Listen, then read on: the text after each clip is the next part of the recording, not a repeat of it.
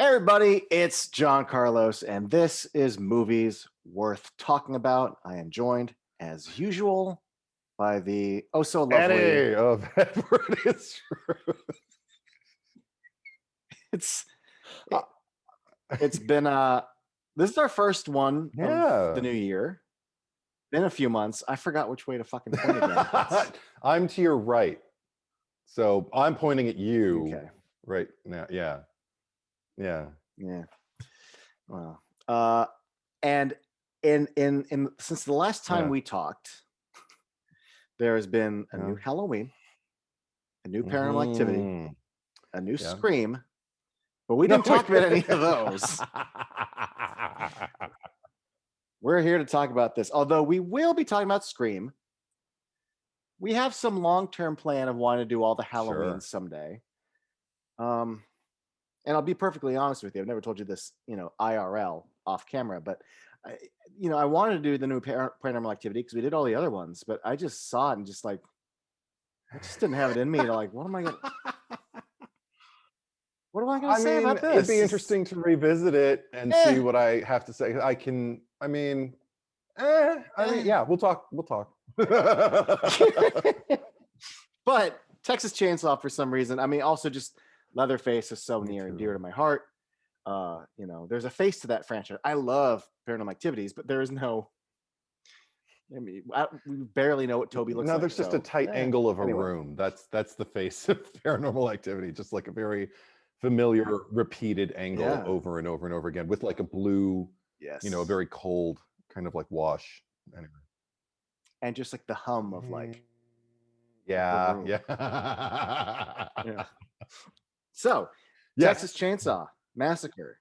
We talked about all the other ones. We haven't talked Mhm. about this one. I would just say this up front, and I've mentioned this other times. Lord knows you've heard me say it. The point of the show is for me to try to spew nice things about things. The only time that I get negative is when we're in a franchise Mm, discussion and it's okay. unavoidable. But here we are. uh, Texas Chainsaw Massacre, not the Texas Chainsaw Yeah. Massacre, but a movie that just up front to me just commits to not sins, but we just did the heroine from the 70s horror movie Final Girl who comes back for revenge as an old lady with a badass shotgun, blah, blah, blah. So it already felt stale and late. Mm, But also, we just had a movie that satirized not only naming the title of your requel the same title as the first one, but satirized all the tropes of requels, including bringing your heroine back to fight in the third uh-huh. act. So it just I don't want to say dead on arrival, but like stale on arrival. Oh, okay. Like I mean, like a month after Scream came out, and like here's the this is what it's spoofing, and it's you can't deliver the thing after the spoof's been done. I disagree, but okay. I mean, a lot of people made that argument when Deadpool came out and made fun of the superhero landing, and then I Mm, think right on the heels of Deadpool, BVS, your favorite, came out, and Superman entered with a superhero landing. And I heard a bunch of people when they were reviewing the movie going like, I mean, Deadpool just satirized it, so the superhero landing is dead. I'm like, no, no, but I mean, I and I'm not. disagree. Yeah, of course, but I'm saying I'm using it as an example because I that didn't bother me so much. It did feel like okay, this is following a trend. It doesn't have actually this one, if we want to be technical, reverts an old trend, now old, of like taking a sequel and using the same title of say the first movie before they would just put a the in front of it. But Yes, the Texas Chainsaw Massacre is the OG yeah, 19. it's an inverse of Yeah, so now this is just Predator, Texas Chainsaw Massacre. Yes. the Predator. This is Yeah, just Texas Chainsaw Massacre. So there you go. Batman, the Batman. Yeah. Well, this might Right. kick off but also, one could also make the slight argument too, also that the original Texas Chainsaw Massacre was chain space saw. Yes, yes. I've been hearing that too. All the sequels had chainsaws. So this is the anyway, but still. And by the way, I'm not. It's just a gag. It's just a fun reference. Superhero landing. That isn't some epic deconstruction of anything. It's a Deadpool joke. I will defend BVS on that one point. All right, we'll see. Because one of the people who said it was your beloved Kevin Smith. Just saying. Not my beloved. Yes, your dearly beloved. I don't have to agree with everything. No, and I don't, but I love him anyway. Anyway, so we're getting off topic. Yeah. Texas Chainsaw Massacre 2022. For anyone, spoiler alert for the whole fucking movie. Yeah, sorry about it. My one goal for this discussion is to not be longer than the movie itself, which is an hour and 23 minutes. Oh shit, we better get going. This is more just making a joke about the running time of the movie. It's an hour and 23-minute movie, but I remember the second it ended and went directed by and all that, I paused. An hour and 13 minutes. That's how long like fucking Aladdin is. Like, oh my God. But those were some good end credits. Like they were worth sitting through. I liked the score too. The and everything, the way they used like the saw sound and whatever. I'm clutching at straws. Like what? Yeah, okay. Hey, I have a few straws. Okay. I can be nice. Yeah. It's gonna happen. Eventually, wait for it, folks. It's coming. Yeah, but I mean, but also, I'm hesitating to be too nitpicky. But also, I have little nits to pick. But one of the things that really struck me though, after the movie dropped this weekend, because not only was it polarizing, but at least the horror accounts that I follow, my social media sort of horror buzz that I see is mostly negative, with a few like, it was fun, leave it alone, whatever. Yes, that's been happening a lot in my feed. But to me, there's a lot of this is trash, this sucks, and here's why. But someone posted a meme that I appreciate. It was barely a meme, but it was like a photo of Leatherface. And it just said like, man, y'all are fucking raking this guy like harder than he ever chainsawed anybody. Like, leave him alone and just have fun with the movie. And I was like, well, I do want to not, there is fun to be had. Yeah. So I'm just bearing that in mind, but before I start going on too many like nitpicky tangents, because sometimes I might just be nitpicking and being a fucking asshole about stuff. You could also just be discussing the movie though. Like I know. I'm just like here, like, but like when I watch a movie, and something pulls me out, that's a problem. And then I could bitch about that to someone and go, you're just nitpicking. Or I'm like, or am I pointing out something valid? I'll give you a small example. The bus driver leaves the bus. He doesn't say, I don't even know if was he like an extra? I'm like, well, we can't pay him to speak. He leaves. She asks, where are you going? He doesn't say anything. The head just flies in, like into the door. Then they make a point to cut to Leatherface walking around the side of the bus. How the fuck did he throw the head into the bus if he's not there to throw it? I don't understand. That's a nitpick. Makes no. He curved the bullet like Angelina Jolie. He threw the head. He's been lobbing heads like longer than either of us have been alive. So honestly, if there was like a light post and you heard like a thud and then it oh yes, like he ricocheted. That would have been amazing. Yeah, attention to detail like that would have really been appreciated. And I'm not saying that this director David Blue Garcia is without an attentiveness to certain details, but we can get into that in terms of like the structure of this movie by and large. Let me say up front, because I think credit needs to be given where credit is due. Yeah, it is an unenviable position to come into a film that you are replacing the director who shot for 2 days and now you're taking over. Sure, like that's hard. Yeah. So it's and not just putting together a movie, but like navigating a whole crew and working from a script and everything's been kind of set into place, and you're trying to catch up and make this thing work. I like this better than the Rage Carry 2. I like this more than fucking Leatherface and the two shit-ass Michael Bay produced That's another thing I remakes of want the to say. prequels. Yeah, It's that's not the another. worst movie. No, I actually, as soon as it was over, I felt like I knew exactly where it was within my rankings. And I don't know if I don't know if we want to address that later, but I know exactly where it is. And then I watched it again to like take notes and have the subtitles on throughout the whole thing. And that a lot changed. Like some things stood out to me, and I was just kind of like, oh, I never noticed that before.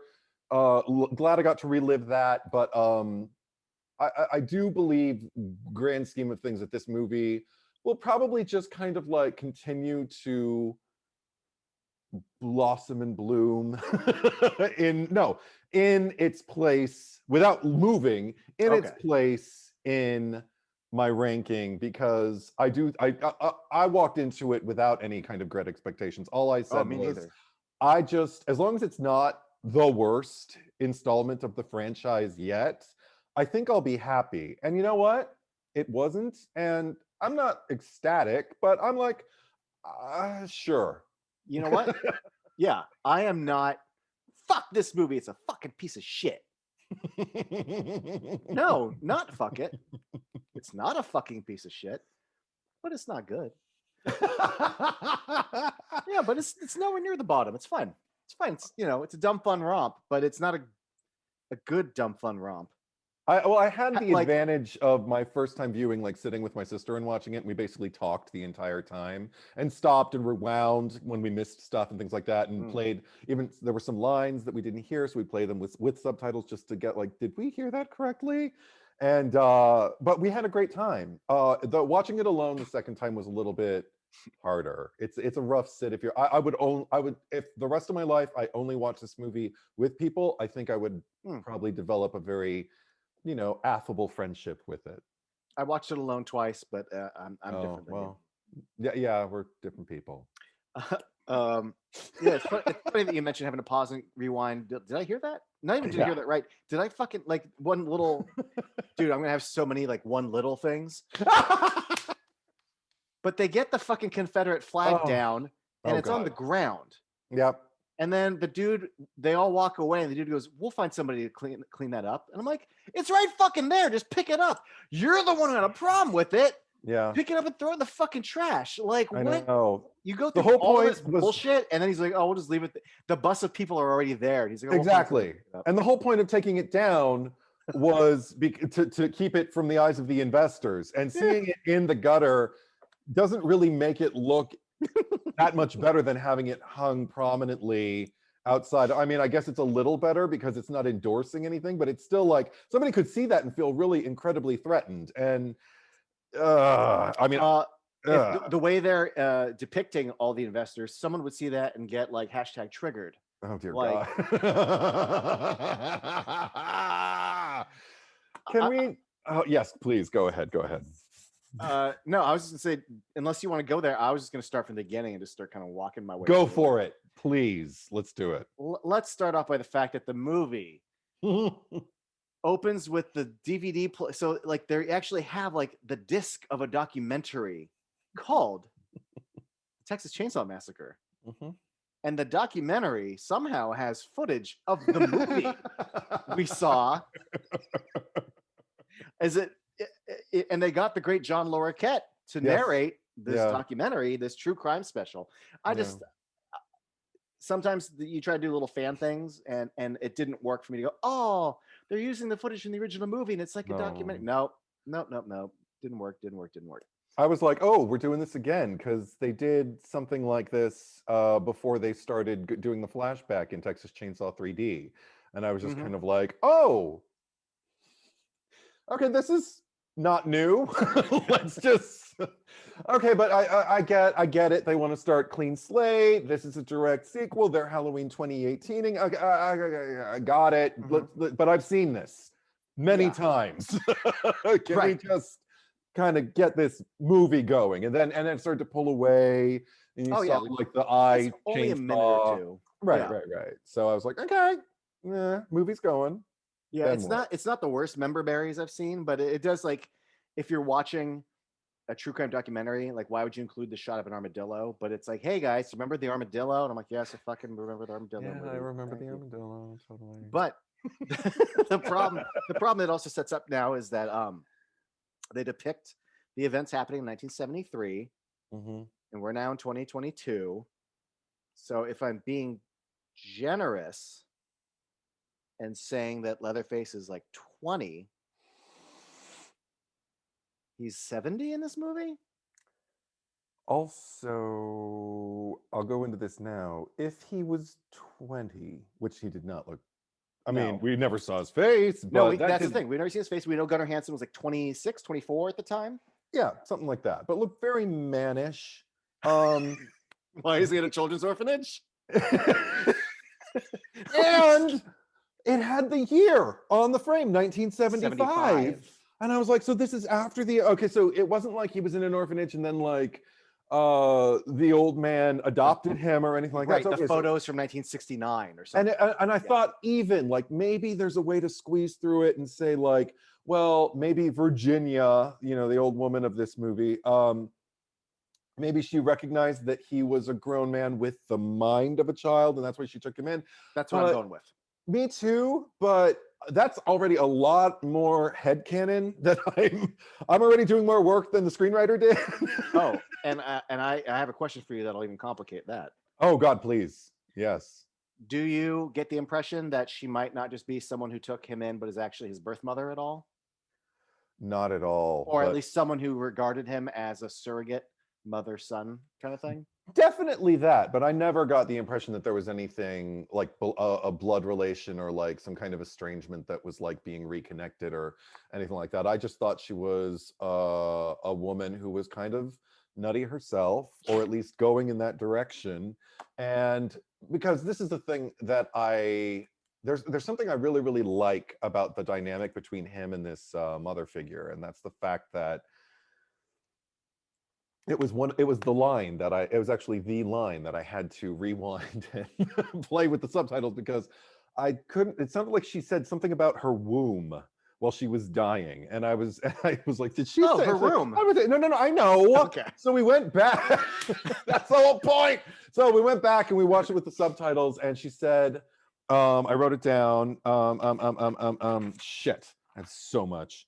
Should Stay out be of my the room. good boy I taught you to be. Stay out of my room. And we had to pause it, and I was just kind of like, oh my God, I actually kind of love this because, okay, here's somebody who's restricting him and like putting some kind of like discipline on him so like he can let go of like his past life. And also, you know, she seems kind of like askew with her like, you know, shall we say, conservative beliefs. And you know, just like boys are boys and girls are girls, and never the twain shall pass over into the other. And so he's been living this like restricted lifestyle, and something about the fact that like her death sets him off. It's interesting. I don't think it's like one of the most like monumentally like strong choices they could have made, but I thought it's interesting that like, okay, he sees her. I believe he, you know, not only do the young Gen Z people see themselves as killing her, he sees them killing her too. Yep. So he must don her face, so almost like as an act of revenge for her, he can almost, you know, even put the makeup on. I really wish he could have put a dress on though. Me too. Or a robe or something, just to kind of switch it up, because that's, oh God, there's so much to talk about. But I mean, Right. I mean, yes.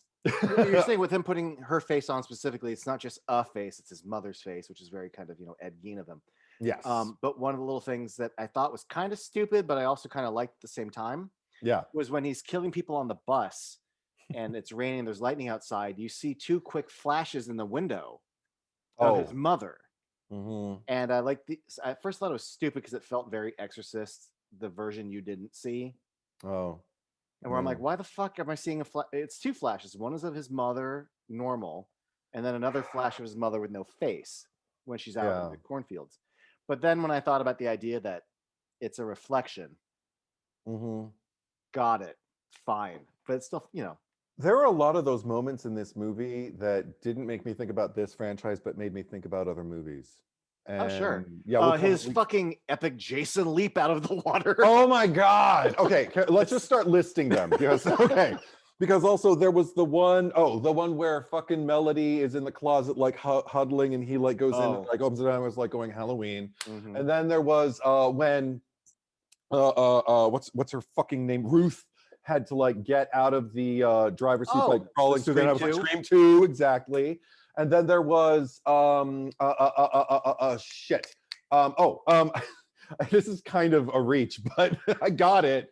Because the one thing that really terrified me in this movie was just like the chainsaw moving through the floorboard and everything like that. One of the coolest parts of the movie. I have nice things to say. Me too. But the way it glid, I will say, but the way it glid or glided, whatever the word is, the way it just kind of like moved through the environment and everything like that, it was like a reverse shark fin for me. I felt Jaws totally, just because, and even more scary because I'm more scared of a chainsaw than I am of a shark. And there was one more. On the fucking bus, when the two sisters, Melody and Lila, are like hiding in the bathroom, and he chainsaws the door and then looks through the thing, and I'm like, how many movies are you going to allude to? And even for me, the whole mother dynamic, the mother who's gone, and the fact that he's like, you know, putting on her face, and he should have put on a dress of hers or a robe or something. But I mean, I was totally getting like Norman Bates through that, you know, like just like the fact that his mother is dead, and now he must like kill the people who invade the territory, and he must do it like in the visage of his, you know, his surrogate mother. Yeah. But so there was, and even down to the button, which I don't have to jump to it now, but I just got an echo of, let's just put it this way, got an echo of Psycho 2, the end of Psycho 2, just kind of like, now look, things are as they were, and it's like, yeah, but whatever. Okay, so sorry. I also had one more. It's a little more obscure. It's probably not meant to be referenced. It's just something that like triggered a response from me. But yeah. For anyone who remembers, because it was quite a memeable thing when it aired, season 2 of The Walking Dead, where Lori's driving on a road with fucking nobody, and she sees like one walker and gets in an accident, and you're like, Lori, you're in the apocalypse. How the fuck do you have a car crash, you idiot? They're driving their car, and like Leatherface is like off to the left, and he throws his chainsaw at them, and I'm expecting to come through the windshield, and instead it bounces off the upper left quarter of their windshield. So she just hard rights into like a building, and I'm like, this was the most avoidable accident since The Walking Dead season 2. Like, oh people forget to brake, I guess. Yeah. I suppose. Is that what it is? All right. Anyway, continue. Well, I'm going to skip ahead just because you were talking about Leatherface and him trying on the dress and all or whatever. Okay, go for it. I just want to say, I wrote down like a little bullet point of the things that, because for a lot of it, I'm like, this doesn't feel like Leatherface to me. No, okay. But then there are moments where I go, oh, but that does. And probably one of the standout ones is when he goes into his mother's room and starts playing with the makeup. Again, I think the fact that he actually just takes the dress and like holds it up. And I wondered how much of it is I miss my mom, or how much of it's I really want to put this on. You know, or both. Never thought Leatherface sounded like that, but okay. I miss my mom. Droopy dog. I mean, he also made pig squeals and chicken says, who the fuck knows? Not in this movie. What register, he opts to go up or down to. But just to piggyback on what you're saying, because we already discussed in our breakdown of like the entire franchise prior to this movie, my affinity for Leatherface, but for Leatherface and how certain movies start to move into a dimension where he's no longer like this kind of victim of circumstance or this, overgrown child or anything like that. And they start to make him kind of this looming, scary force, like he's Rob Zombie's Michael Myers or something like that. And that's not my Leatherface. That's not why I'm afraid of him. That's not why I watch these movies. And I don't think that's why he makes the poster of every single sequel that they make. But that was another thing that I got from this because there has been for the people who are like the champions of this movie or who are at least defending it, saying like it's just a good time, y'all don't know how to have fun. You know what, I was saying that about Texas Chainsaw 3D Yes, when bitch. it came out, and now all of a sudden we're not supposed to take it too seriously. If it's okay if the characters are stupid, we don't watch it for the characters. It's okay if the timeline doesn't make any sense, like you know, this franchise was never about that. It's like, bitch, I've been saying that since Texas Chainsaw 3D came out. Now where were you? So I'm still working on it. I'm a little bitter. There's a small handful of us out there. I've encountered us who like Texas Chainsaw. Yeah. And I thought of that when I was watching this movie too, but that to me, that is the good example of like the dumb 90-minute sequel that kind of goes in a weird, because like Texas Chainsaw 1, even 2, maybe while it doesn't look exactly like 1 as far as the aesthetics of the house and everything, it still has like a subterranean layer that's creepy and grimy and gross and full of dead things. But 3 and 4 still feature like a farmhouse or a decrepit house and like bones. And Texas Chainsaw 3D takes place in a mansion. Yeah. He goes to a carnival, like it's he's not wearing an apron. Like there's a lot of aesthetics that it doesn't follow that maybe technically don't make it feel very Texas Chainsaw, but the movie succeeds at being dumb fun. And this movie also, it's an orphanage. It's this main street of a town. There's a lot of things that quote unquote don't make it very Texas Chainsaw-y. Yeah. But there was a charm. There was a very almost like immature, childlike gleefulness that Texas Chainsaw 3D had. That this movie lacks a certain charm to get away with the dumb things, if you want to call them the dumb things, the things that it strays from. I remember. And I 100% believe that old man Leatherface as an old man of Gunnar Hansen's Leatherface. I don't necessarily believe this guy. No. As that one. I totally agree with what you just said, and also, but I do have a theory because a lot of people have been, like, even though this only follows the original movie, a lot of people have been, at least in my feed, revisiting the entire franchise and watching the entire thing and everything. And a lot of people have been ranking it, and I've been noticing repeatedly how high in their rankings the reboot and the beginning seem to be the spaces they seem to be occupying. And people, different strokes, people different have folks. opinions. So while I was watching this movie and I started to see the people who were like kind of like shouting me down about Texas Chainsaw 3D, or not even shouting me down, it wasn't that aggressive, but people who were like completely dismissing it, and then I just kind of ask why, and they would tell me, and then be like, but you like it? And I'd be like, yeah, and here's why. And be like, oh, well, I haven't seen it since the theater. I'm like, revisit it, watch it again, expect to have a good time. But if they're responding to like the aesthetic and the tone and even the, like, arguably like the cinematography of, say, the reboot or the beginning, which are actually very different, I find, but that kind of world that it's inhabiting, this is probably more up your alley, because even though it's much more colorful, it's not as desaturated. I mean, because even though the beginning you argued it had color, it's still not a colorful movie. Like the sky's blue, the grass is green. But, but sometimes that's all I need. Right. When I have lots of desaturated yellows. And this is actually even more colorful than the last installment of Leatherface, like 2017, 2018? Okay, 2017. 17, yeah. And so I mean, it's got that going for it, but just the kind of like the way the camera moves through the environment and everything like that felt much closer to what Marcus Nispel did and whatever. I don't remember the director of the beginning, his name, but what they tried to do, the way they used the camera. And I am a Sawyer era fan with, for better or worse, and not a Hewitt fan, but there are people who are Hewitt champions, in the franchise. So I feel like this is kind of like, a little bit more, maybe plays more to that taste than the Appetite, because I felt that Chainsaw 3D was much more Sawyer oriented, and I mean, even absolutely littered with the little details throughout that I kind of appreciated. Even the mistakes, I was like, you belong here, you fit. So yeah, I want to bring up, because you kind of touched upon it, this idea that that this is a direct sequel to 1, and I remember they promoted it as such when they announced its production. Sure. and it's always been referred to, and you could obviously view the movie that way.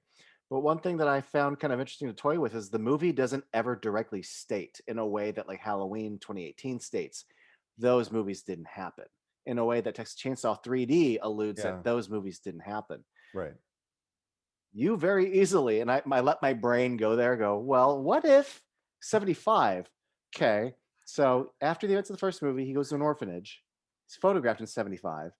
But then what if his dad's like, no, no, come here. We're going to go make chili and we're going to go over here. And we're going to live in Adventureland or whatever the fuck. And then he goes and lives with Viggo Mortensen after his dad's dead. He goes and lives like with his mom or his aunt for a while. And then after that, he goes, back and he lives with, Matthew McConaughey and his robot leg. And then after all that, he's like, you know what? I got nowhere else to I guess I'll go back to that orphanage. That lady was nice. And then he comes back. This literally, you could include all that.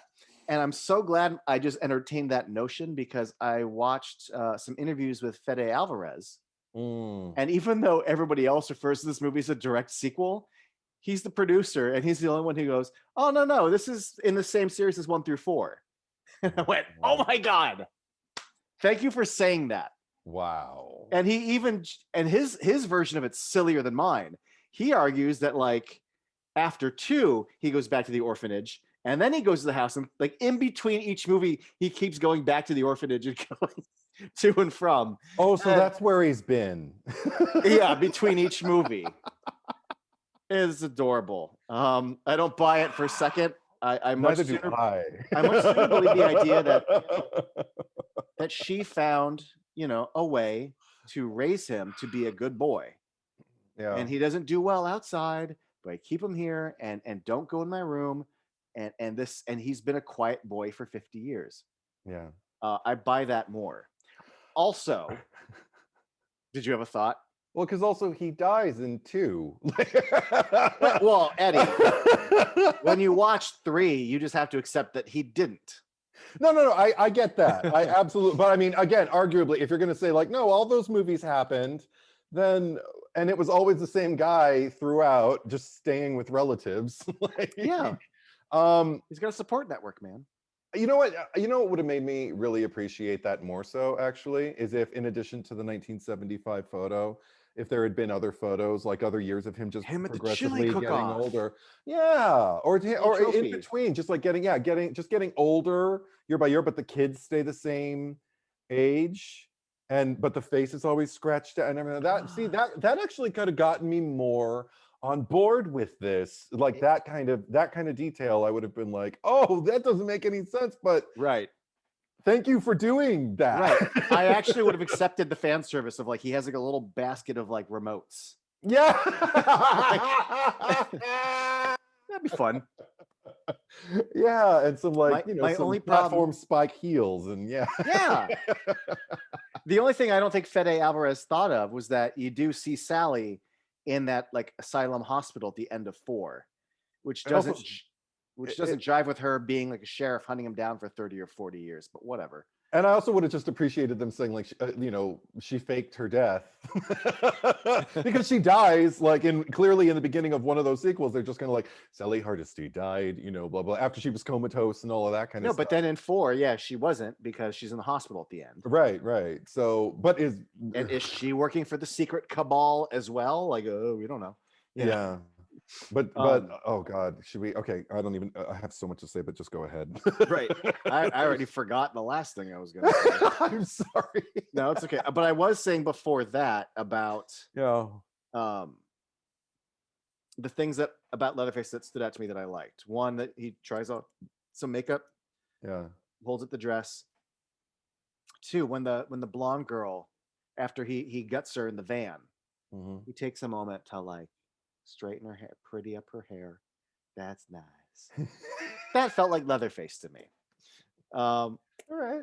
When he takes his quote unquote mom and sets up like a little tableau of her in the cornfield sitting on the wall, it felt like the opening of Texas Chainsaw 1 to me. Like this little, these little things that our family would create.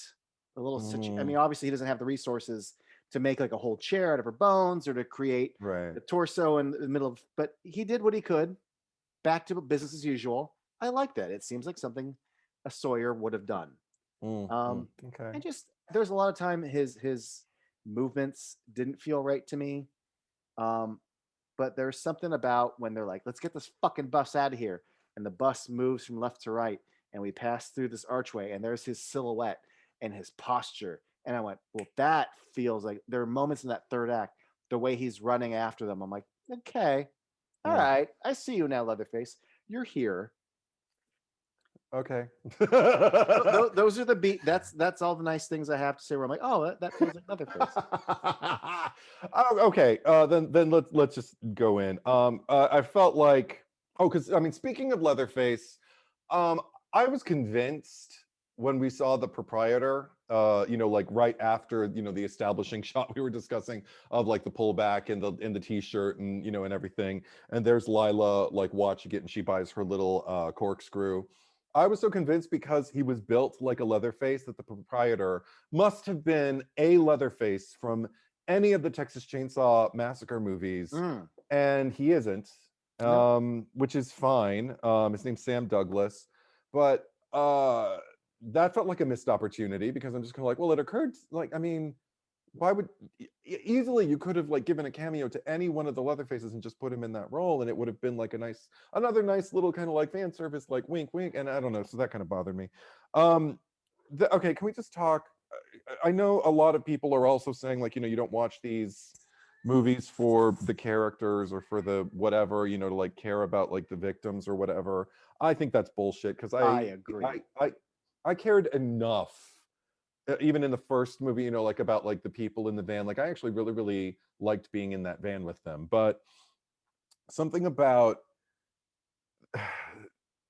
it made me wonder, like, is David Blue Garcia trying to bring it back to a social commentary area, like the way Toby Hooper was trying Yeah, I have with the first two thoughts. movies and Kim Henkel with the fourth one, and that's why I like them so much.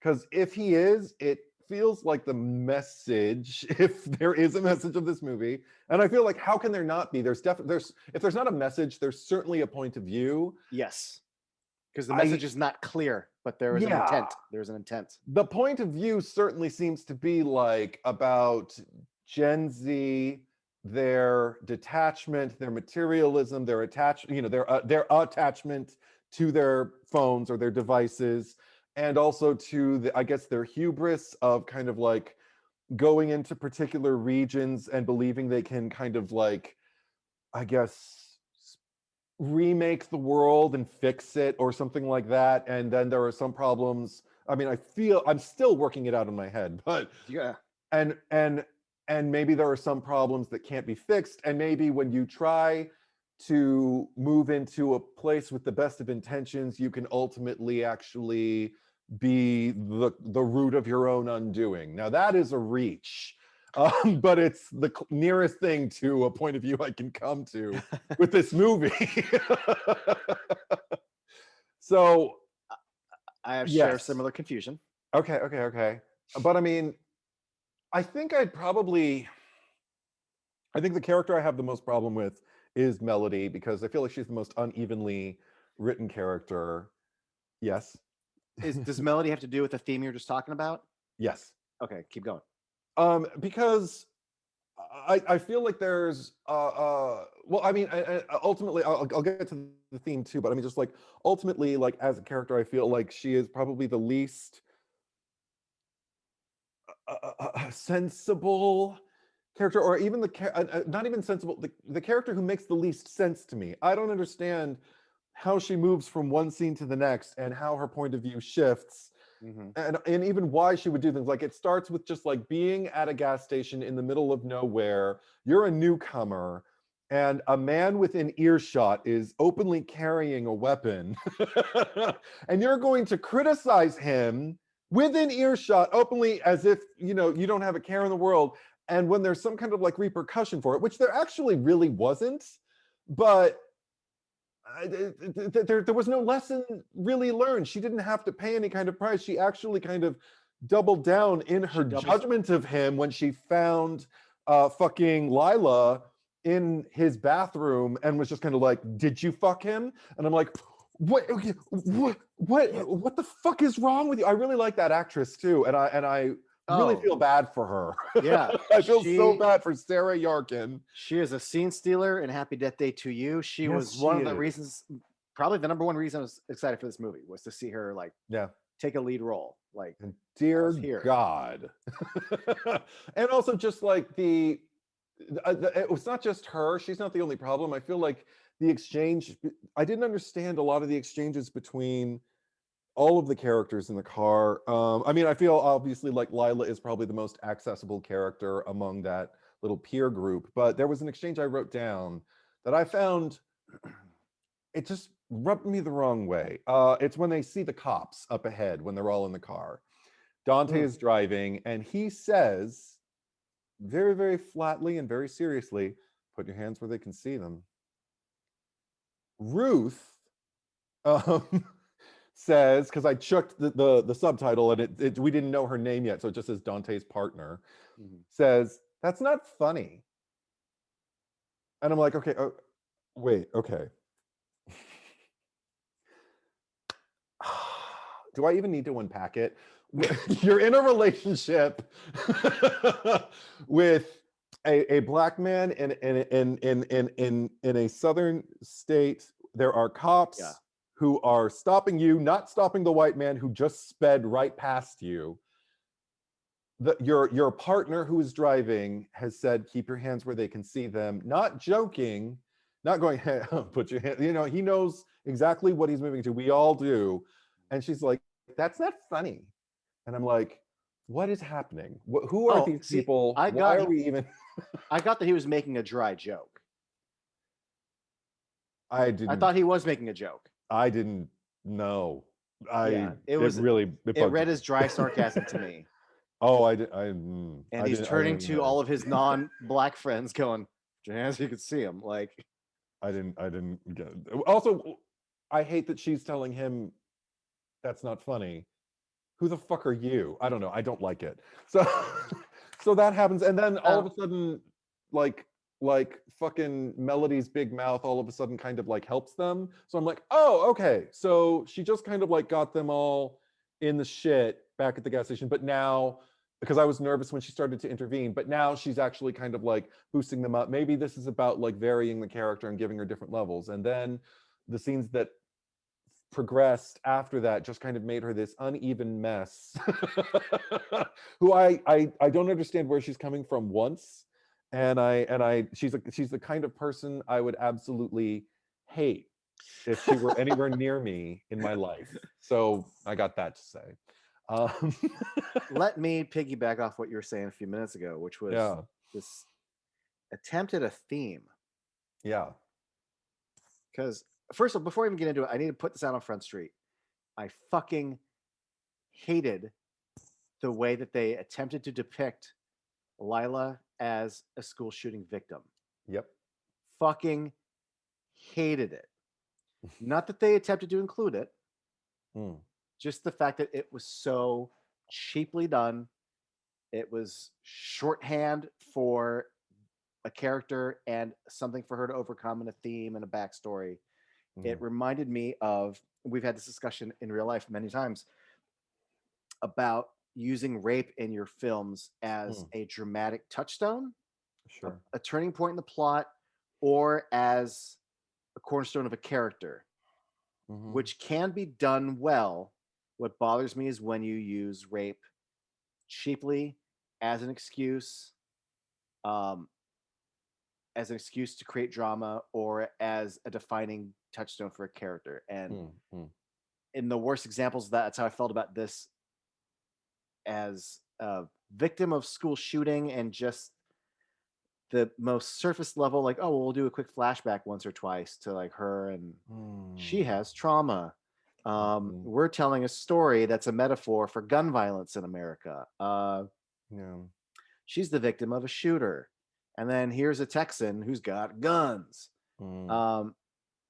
It felt like they were attempting to tell a story with Texas Chainsaw that parallels a thematic idea of different kinds of ideology, and you have very seemingly Gen Z, well, not maybe not necessarily woke, but I mean they are acknowledging, that there's a Confederate flag that needs to come down. But Sure. the fact that I always forget her name, but Lila's sister, the one you don't like, Melody. Melody is talking about like I want not only can the city be great, it'll be a good safe space for you, a place with no violence and all this idea of creating a liberal bubble. Yeah. So you have a bunch of like In basically Texas. yeah. Well, but Austin exists in Texas, and Austin is one of my favorite places I've ever been, and it is full of artsy, queer, soy boy, whatever you want to No, call yeah, it. no, there are So pockets. There are definite it's not an pockets. Yeah. outrageous idea to create an Austin 2. I don't care about that, but just this idea of you have a bunch of, you know, soft boys or whatever you want to call them Soy on the one boys. side, yeah, on the one side of the story, and then you've got an open carry Texan who's got his fucking dual fucking exhaust bullshit, and and but not only that, but this idea that over the course of the story, like he excuses why he has a gun, and it's a little thing that I appreciated. But when she asks if she can hold it, the first thing he does is makes it safe and presents it to her. And I'm like, well, at least he's a responsible gun owner, and he's asking questions about her. He's learning. He's not like throwing his views onto her. But then Yeah. over the course of the story, even when he's dying, he takes the moment to realize you're fucked. Here, take the keys. Like there are instances where he kind of does the right thing, even though he's presented as not the right guy. So that's weird and muddy. At the same time, we have a character who is a victim of gun violence. It's constantly being flashbacked with it. It's the defining thing we give her. Her sister's telling her about it, but then she learns over the course of the story to like pick up a gun and like I don't get. Is this what are you? What is this? What you're trying to tell me? That picking up the gun is right, but also if the gun guy, here's my takeaway because it's very vague, but just presented with what I saw in the movie, especially with Leatherface being a force in this movie for who these Gen Z people are, versus Leatherface, the impression I got was, since they're trying to create this quote unquote safe space, is that you can't make a safe space that don't mess with Texas idea of violence will always come for you.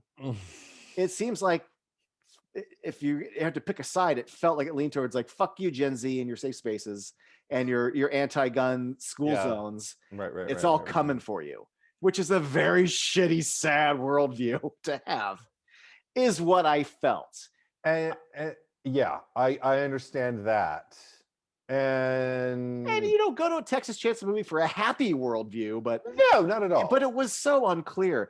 And I'm so glad if anyone gets a chance, if you get a chance, he did an interview on Collider. It's like 9 minutes long or something. And he addresses that. And his answer doesn't help me at all. It just makes me realize like how unfocused his view was, because he talks about and it's interesting though, because just like how I was talking about how both, was it Richter and Lila aren't necessarily just one or the other. They both kind of dip in and out of a trope or a view. Right. He's from Uruguay. Yeah. And he didn't move to the US until like Evil Dead came out. So he talks about like come to a country where we don't worry about guns. And I come and you see it every day. I'm like, America is guns and gun violence. Oh, I see. But he's like, I wanted to depict a story about America where it isn't as simple as black and white. And because in real life it isn't black and white. There's a lot of gray areas. And I wanted you to look at these characters and go, I thought they were good and they were bad, but is he bad or is he good? Is she bad or which view is right? And I wanted you to leave the movie being confused, still not knowing who was the black and who was the white and who was right, because it isn't like that in real life. And I just went, yeah, that's not great. And also you didn't do a good job conveying that theme in your 83-minute runtime. Again, there were moments that I caught, like as you were talking about Richter, and like some moments that he particularly seemed like almost nuanced or at least multifaceted. Like there wasn't just kind of like one way that Richter was and he was that way the whole movie. I agree with that, because for me, I think it really helped seeing it twice, because the first time I watched it, I kind of saw all the native Texans as very, very aggressive because I don't have like a way in. I don't have like a Texas mentality. I don't have that mentality about LA. I'm not just kind of like, I'm an Angelino, so I have ownership of this. And if people are going to come here and try pushing their stuff on me, I don't really have, because it's kind of everything. There's kind of everybody here. Yeah, everyone comes here. Yeah.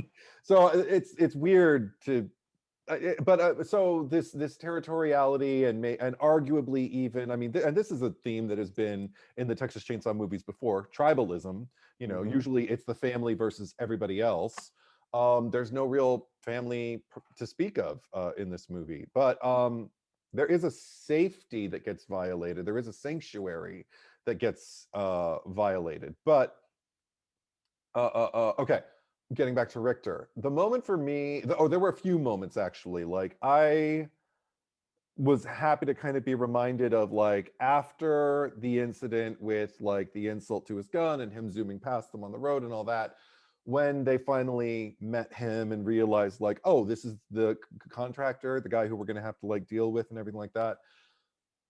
His exchange was surprisingly civil, considering like what just happened between them. It's just like, I'll just stay on my side, you guys just, and if you need anything, holler, kind of thing. And I'm like, okay, cool.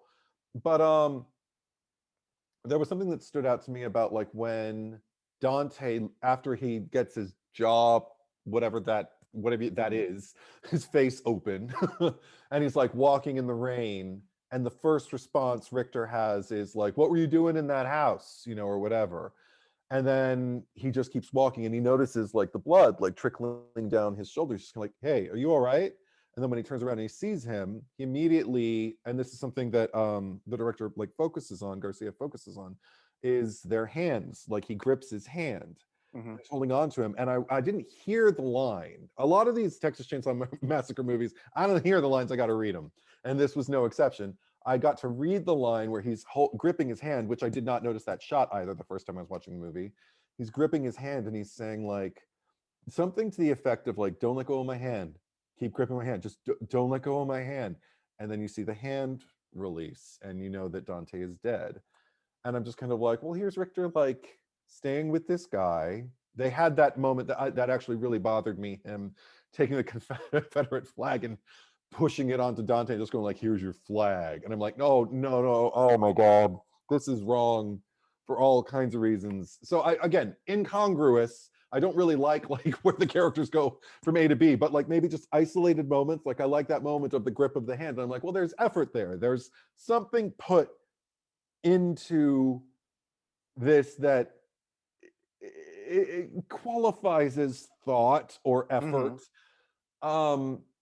It's just so, but then you take that moment and you just kind of paste it in between two other things, and it just all doesn't really kind of make sense. It doesn't have any kind of symmetry. It doesn't, there's no arc that I can follow that makes any sense. I mean, one could argue he's an inconsistent character, but also based on your first impression of him, I like that there's more to him than just that one scene. Sure. There's more to him than just those dual tailpipes, because that's, just going off, something in the last few years that I personally just can't fucking stand is the people who purposely modify their cars to put out more exhaust and smog, because fuck you. That's why I'm just like, man. So when I saw that truck, I'm like, oh, I know exactly who this guy is, and I fucking hate him. And then, so, but also, and I mentioned this before, I'll just mention it again, but I like it in movies when this sort of thing happens, when we're dealing with this kind of fight or this sort of conflict, and something bigger happens, and you acknowledge that the bigger thing is more important. Yes. And the fact that I took your keys, I'm like, what a dick. Show me the fucking lease. I'll give your fucking keys back. I'm like, motherfucker, that's not your property. Give me back. Whatever. The second there's a maniac who can like sledgehammer his leg in half, and that this guy is a monster, it's immediately like, holy fuck, there's a giant monster. I see why you're under this bed. Get the fuck out of here. This is the thing, though. That matters. I find fault with that just because he had a moment earlier where I would have been totally more, I would have been on board with this movie, because right after the moment I described, when Dante dies, Catherine is standing there. Here you go. He sends her back to the bus. Well, call the And he police. could Tell have everyone. given her the keys and told her, I'm going to go back, I'm going to look and everything, like wait for them. And if they're not out in like, if we're not out in 15 minutes, drive to, a place where you can get a signal, go or call the police, where you can call, like whatever, do something, take some action. And he doesn't do that. He goes back into the orphanage, not knowing that Melody is in there or that he's going to see her and be able to pass the keys off to her. So it's kind of like it's like a benefit of errors. Sure. Like, because the road that like I'd like that once he sees her, and that was one thing that I did like was like while he was moving through the frame, the archway of the bedroom, her foot wandered like over to the mirror to push it just so he would see that Leatherface was hiding behind the door. That was pretty cool, and I thought that was really, really tense. It seemed smart to me, and it didn't work ultimately because it's a horror movie, but that's fine. Yeah, no. So that moment got tainted for me too. Like there were a lot of things that I thought could have worked better had they just happened differently, and it wasn't one of those like missed opportunity as an audience that I get like oh I was hoping oh man Right. no, I wasn't with it. I was just kind of like, dude, give her the key. Oh my god, that's so stupid. I was just it gave me more reason to detach from the movie than to become enveloped in it. And that I didn't think about better opportunities to give her the key. I just thought in that moment, because that's exactly what I would have done if that's where I was with that at that moment, and I had like 15 seconds is get the fuck out of here. Sure, that's fine. Yeah. But I mean, arguably, one character who I don't think gets any other. I'd argue that the characters in the car really don't develop beyond that. Like they're kind of like introduces the people we're supposed to sympathize with. But I feel like, okay, can we go into the kind of like the central conflict of the movie, which is the misunderstanding about whose property the fucking orphanage is? Yeah, let's do that. Okay. John Carlos, if you and I ever purchase property together. Okay. Man, do I have a question for you, but go on. Because I need help with something. And oh wait, no, then ask me. Please. No. Well, it's gonna sound more like 10 questions. So here we go. Let's go for it. So first, the impression I get is that it's not okay. These 4 people show up, 2 of which, because one is like a teenager, but there's 2 people, Dante and Sasha or Melania or Lila, Melody, and Ruth. Melody. Yes. Dante and Melody are business partners. Yeah. They have a restaurant or a food truck. It's not. We know they have a food truck. I don't know if they have a restaurant. It sure looks like they were photographed in a kitchen. Yeah. But she mentions, oh, Matt, remember we just had the food truck before? Now we could do this. Yeah. They are entrepreneurs. Yes, they are. I still don't buy at their age that they have enough money to buy enough buildings in this fucking town. But they're acting like they've purchased the town. Yes, they are. To the point where, oh, we'll put a comic book shop there. Oh my God, here's a space where I could put my art gallery, because it's just that easy because you own it all. It's the way that when you've purchased a house, you go, oh, on that wall, I'll do this. Yes. It's yours, and it's just that easy to make those declarations. Exactly, yes. But then the bank lady shows up on the bus and she thanks Dante for getting all this going because they wouldn't have been able to do it without him or something. So I'm like, wait a minute. Does the bank have all the property? Because the bank probably couldn't purchase unless they're foreclosing on them. But this place is so old, maybe it is foreclosed. In which case, does the bank own all this? And they're like the hucksters or the hype men to help auction off all these individual buildings, the lady who owns Cupcake Factory now got that building. Because I, for life of me, can't tell if the bank has the buildings or if they bought the buildings. Because if the bank needs them, then it's not them. But then that's the case. Why the fuck is Melody the one conducting the auction? I know. Why the fuck is the lady who runs a food truck auctioning off buildings unless they're hers. I How could did they only. have, or did they either buy them from the bank, or more importantly, like, have they taken like the loan out? So like, it's, we now owe essentially like mortgage or like property mortgage to the bank for these buildings. And just when I thought I had it figured out, and that's why the bank is there, is because it's theirs. When they need to worry about the old lady's deed, they go into their bus. She Yes. says, "We're not getting the bank involved." And Yeah. they Yeah. personally have all the deeds. Yeah. And he realizes the deed might be back at our Au- office in Austin. in Austin, yeah. To which case, how the fuck do these like 22-year-olds have enough money to even do any of this in this current age of like income inequality and fucking student loan debt? I do not buy. They should have cast people 10 years older. No, I First of all. disagree because influencers. Mm. There are young influencers who are making Yes, fucking millions. Kardashians, Eddie. These people are not influencers enough. No, no, no, no, no, They're no, not. no. There are people who Mm. are making quite a Yes. bit, who are getting like millions of views, No. like on, yeah, or who are getting paid What's to her face? advertise things and Yeah, stuff. no. Like, yeah, Amaranth or whatever the fuck. She right, bought a right, right, fucking right. gas station. Like, Sure, sure, cool, sure, sure. got it. But I don't see either of these two generating the kind of, let me just say, the people who tend to make that much money Yeah. aren't selling fucking food, Eddie. But it's their dream. Every one of them has a dream. They're like, that's why they're pointing at the town, Anyway, like kind so- of going like, well, you could do that there. That would be nice Yeah. for me over there. And you know what? My sister, we need to get something for her because she's been in the dumps ever since her school shooting. So, Yeah. we need to get her over that. So, you know what'll help her? A comic book shop. But Because and telling her that I'm the only one in her life and she shouldn't go back and live with our father. but whatever then reason. there's growth, because at the end of the movie, she's like, "No, you go on. You've been strong. I've always thought you're strong. You don't need me." I fucking Fuck what hate I said an Melody. hour ago. I fucking hate Melody. Anyway, well, okay, because we'll get into that in a second. But I mean, your But question, yeah. So yeah, I guess my question: do you understand what the fuck is going? Because if I was 20 and watched this movie, I'd go, "Oh yeah, they're selling the buildings or something." I don't fucking know. But at 41, I watch this and go, "What the fuck is going on in this movie? I don't understand. This doesn't make any sense to me." I feel like the bank understood that like it was essentially a ghost town, even though there were still residents, obviously, but that it was kind of a no town, not a ghost town, but like almost like a non-town.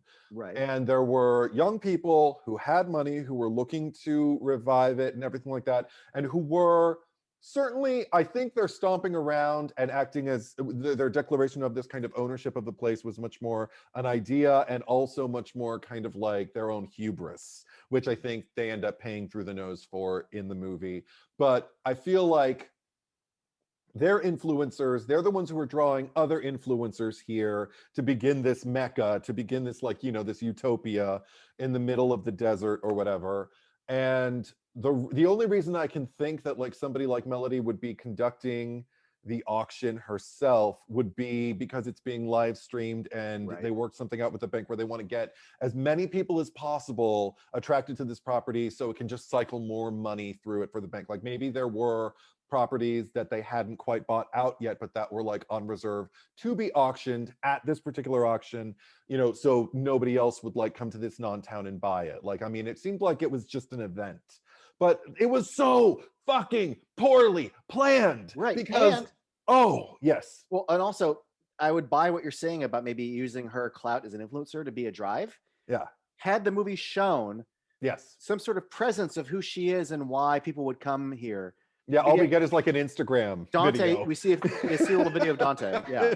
Yes. So yeah. Again. Also, it was comical to me, the fact Yeah. that I'm sorry, go ahead. No. Again, all this information kind of pushed to the forefront along with Leatherface's trajectory and all of that would have made this so much richer and actually kind of made it make sense. And you and I wouldn't even be having to discuss this right now. And here's the funny thing, Eddie. It's not like it's a 2.5-hour movie that they needed to whittle things down from. No. At 72 minutes of action, you could have added these scenes. You could have included them. I also just find it laughable that she refers to this place that we're going to build, this new Harlow, is going to be for people to get away from the big city. Yeah. But they're coming from Austin, which I fucking love it, but I would never call Austin a big city. In fact, it's where you would want to go to, not I getting mean, away from. And if she's referring to other cities, fine, people who don't have an Austin, but you're still asking them to come to a different part of Texas. yeah.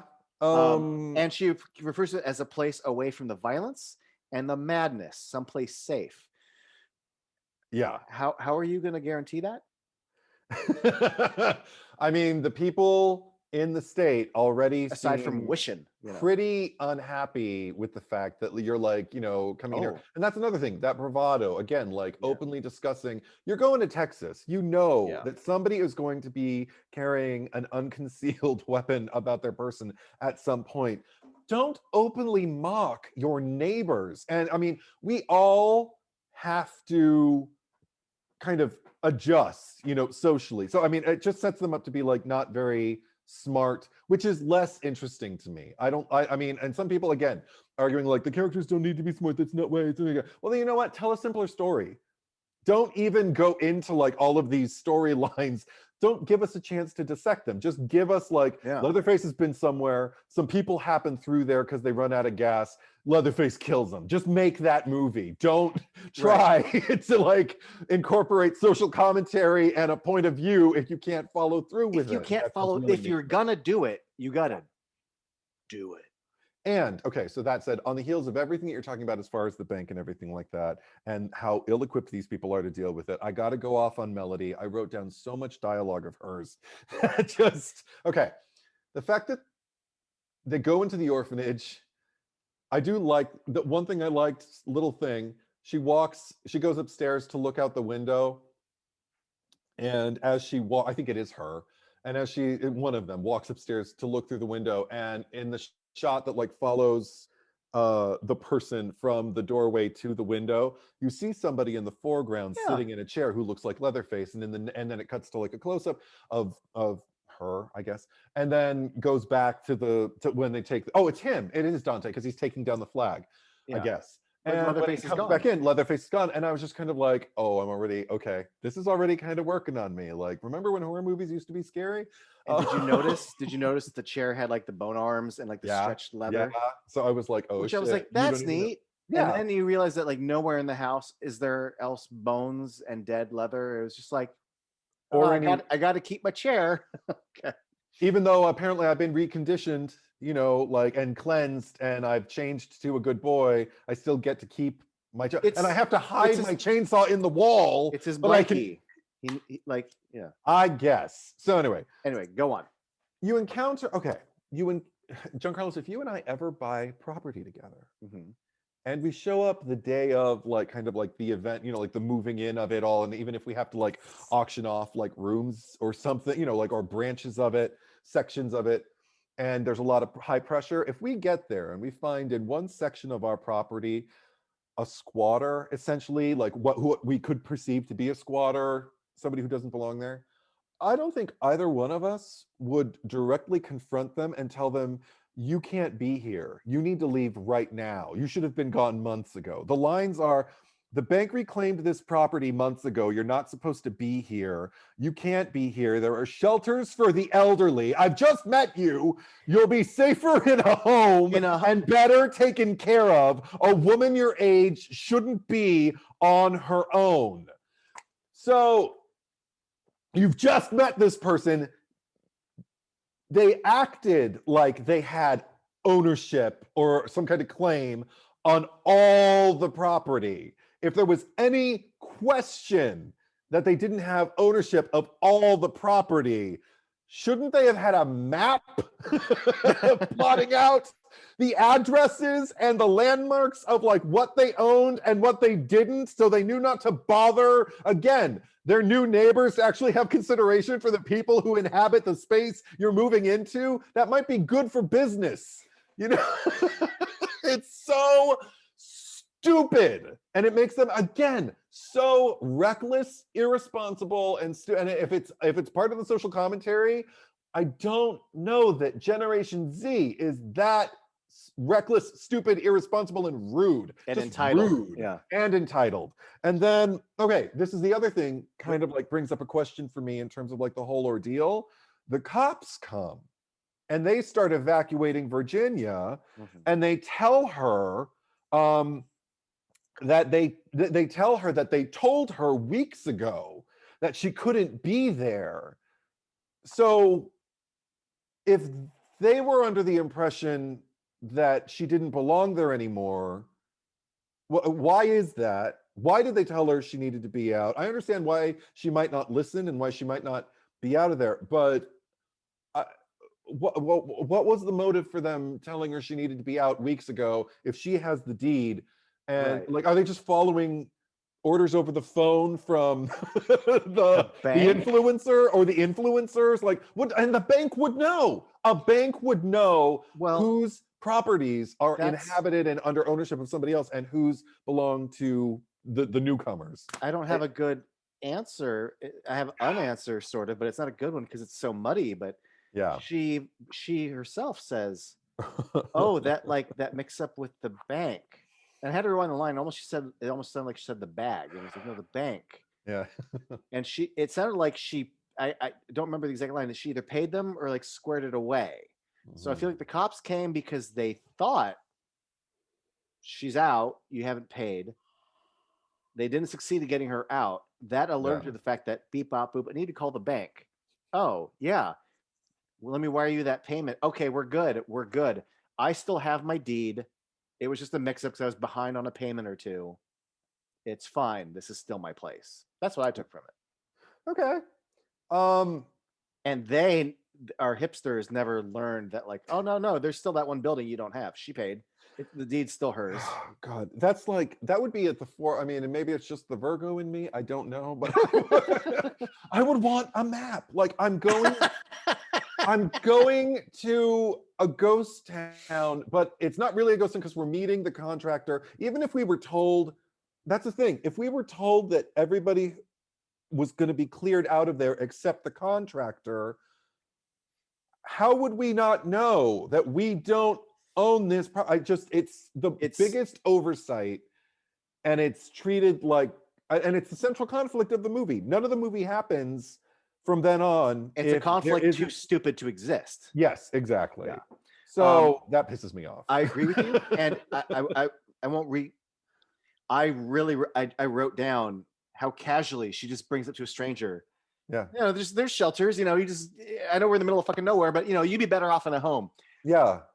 Like that was a note, so thank you because you articulated it perfectly. Jesus Christ. Ditto. Um, I I also do like that Richter tells I think Dante like, oh yeah, well you know I cleaned her up you know as best you could. Dante looks Oh at her, yeah, oh yeah, it yeah. looks great. It looks like shit. It does. What the fuck did Richter even do? Well, that's another thing. But on the opposite side, Yeah, Richter's just one fucking dude. What can he do? exactly. So fine. Also, though, if Richter cleaned it up, does he knows they're there? If he Leatherface is a Also, very large man.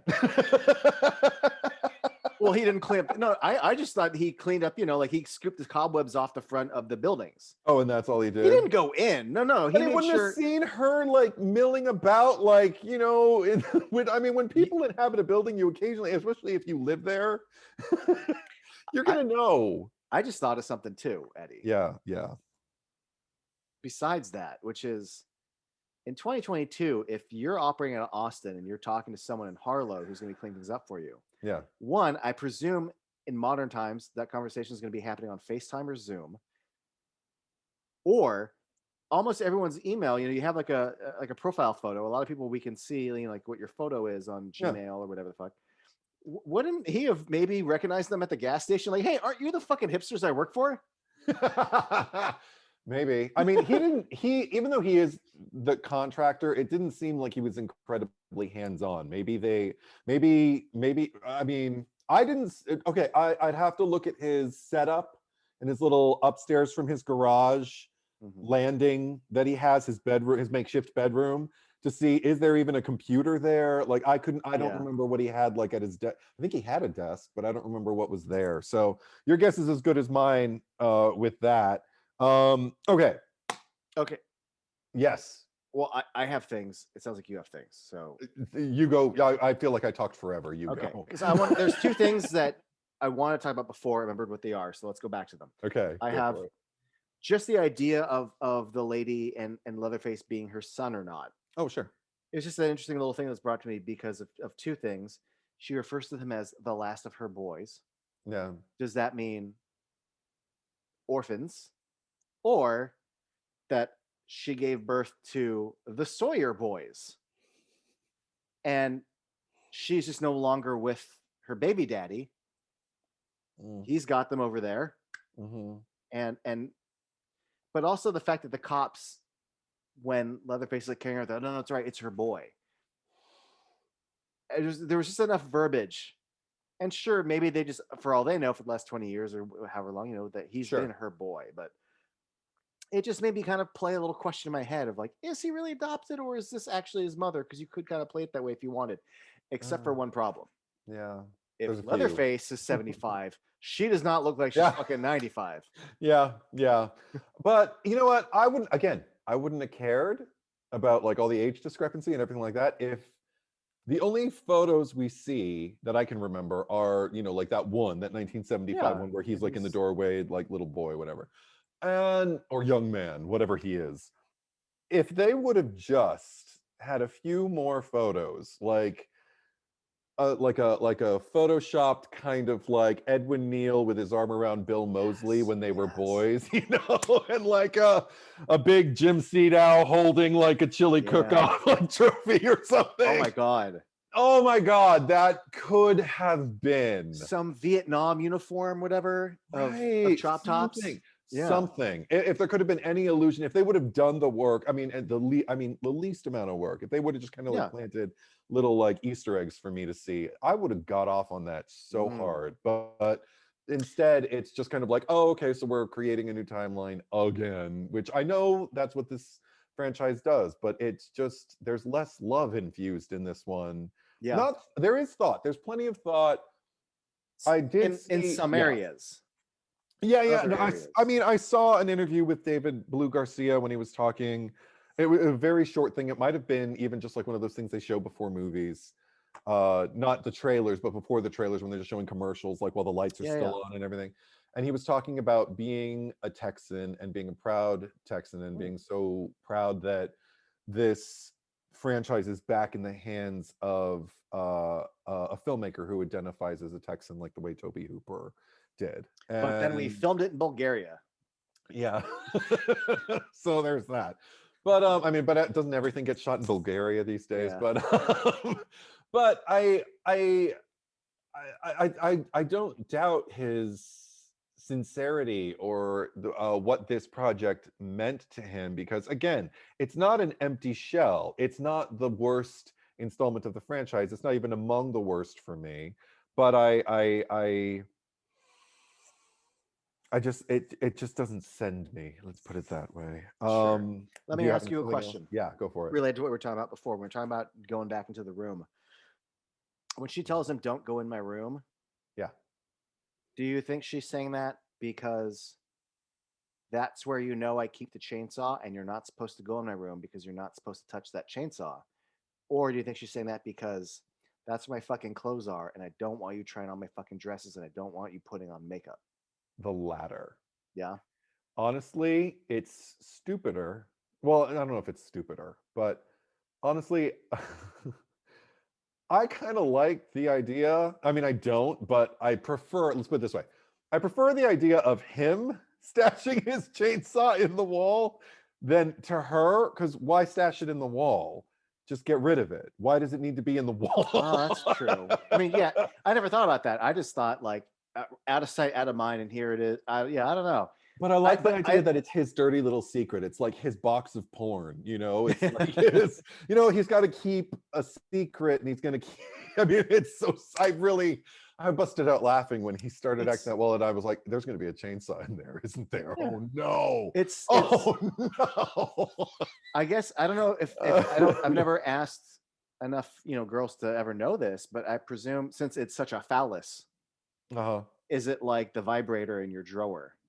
Like her vibrator that she doesn't use. Well, She no, doesn't want it. no. Just like how a little kid's not supposed to have a fucking porn. Oh. Maybe like a hip 16-year-old, her mom, she doesn't want her mom knowing. I don't fucking know. I'm not a teenage girl.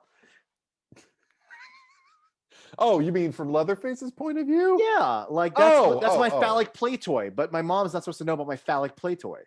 No, because there's nothing about the way she treats him that implies like a mother-daughter kinship. It's be a good boy, like I taught Yeah. you, So, Well, that's so what. But again, that's what I thought is be a good boy, as in don't fucking murder people with a fucking chainsaw. I didn't think it was that But at you're all. right. Why keep it at all then? Yeah. Yeah. That's No, I thought it was, aside from it'll look cool.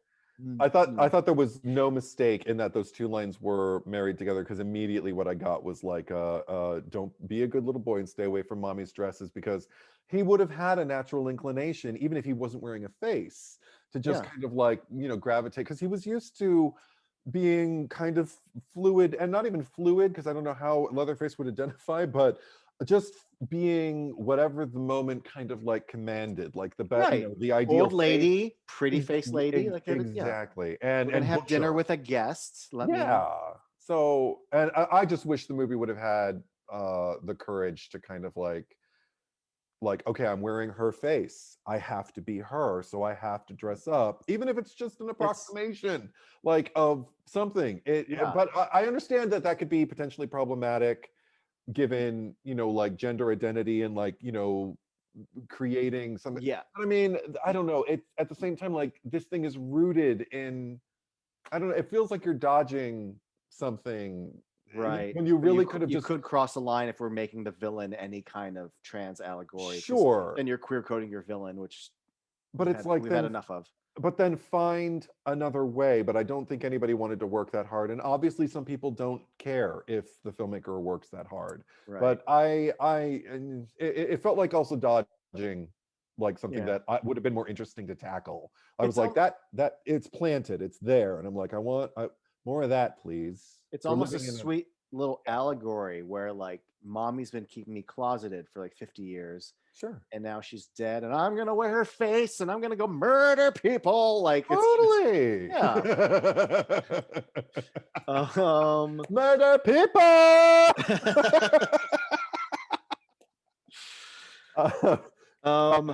Can I complain about Melody some more? Go for it. Okay, because this is the next moment that like she really kind of like bothers me, where I was just kind of like, who the fuck are you? And it's when she was discussing with Lila, when Lila's just kind of like, that woman, is having a heart attack and now she's going to the hospital, like, because of us. I don't want to be her. I want to go back. I want to live with Dad and everything like that. And Melody says to her, you don't know what you want. And she's like, I do. I know I want to get out of here. And you don't know what I want either. And she's just kind of like, I know that you need me and you can't take care of yourself. And I'm like, you fucking bitch. This is not about you. If you really cared about the trauma of your sister, which would make you a more interesting sister, then you might see her. There's another way to have this argument, and this is not the way. This is making me want her to die so bad.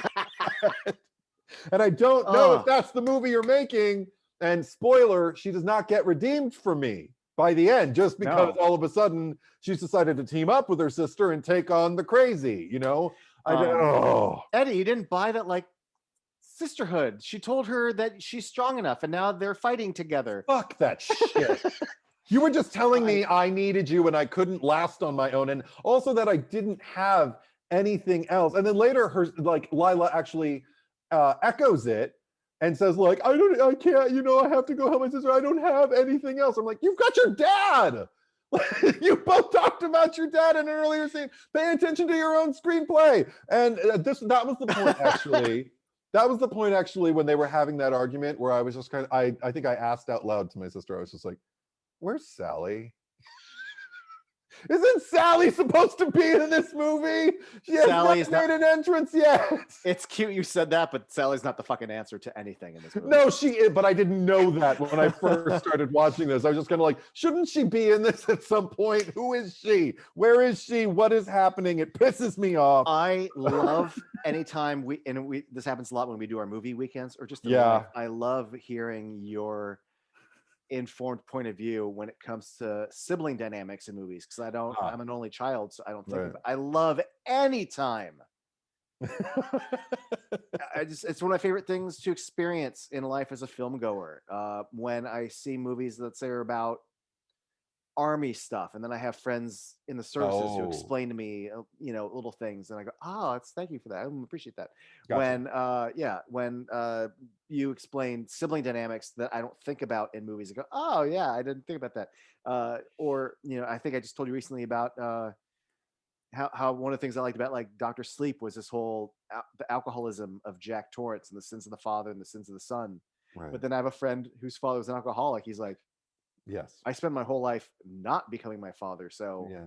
I Yeah. hate when every alcoholic has an alcoholic son. Yeah. And I went, oh, he's like, it's a trope that sucks because I'm not an alcoholic. I Totally. choose not to be. I Yeah. fight not to be. And I go, oh, it's fucking interesting.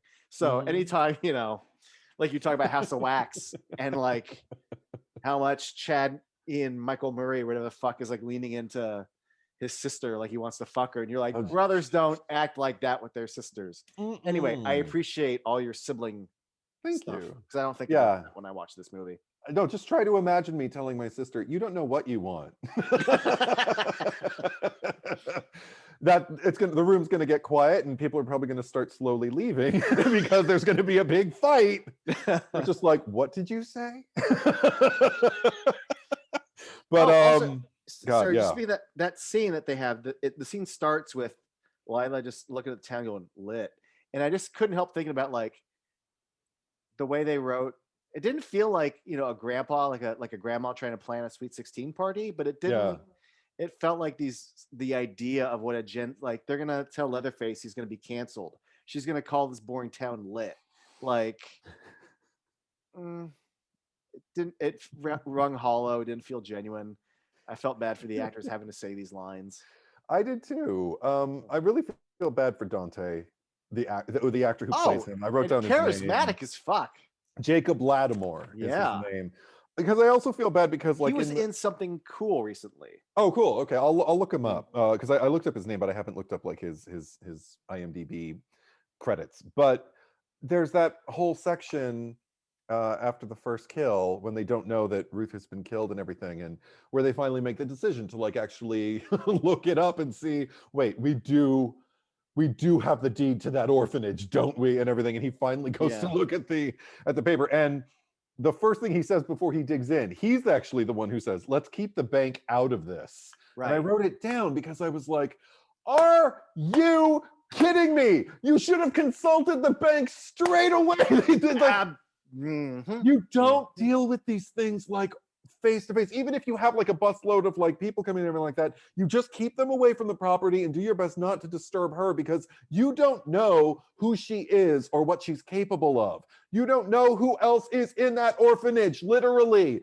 So just back off until you know what your rights are. And all of that would have made, again, would have made it more interesting. And then once they realize they don't have the deed, maybe it's in the house of property or whatever. Melody has the great idea. This isn't the line she says, but she may as well. Let's go trespass on property now that there's justification that it might not be ours. And look for a deed on a dressing table of a woman I'm supposed to be riddled with guilt over. Like, and just minutes ago, I wanted to leave the town, and I was telling my sister, "You're coming with me." And What? You that just was auctioned off all the property. at the Jesus suggestion Christ. of Lila, by the way. Yes.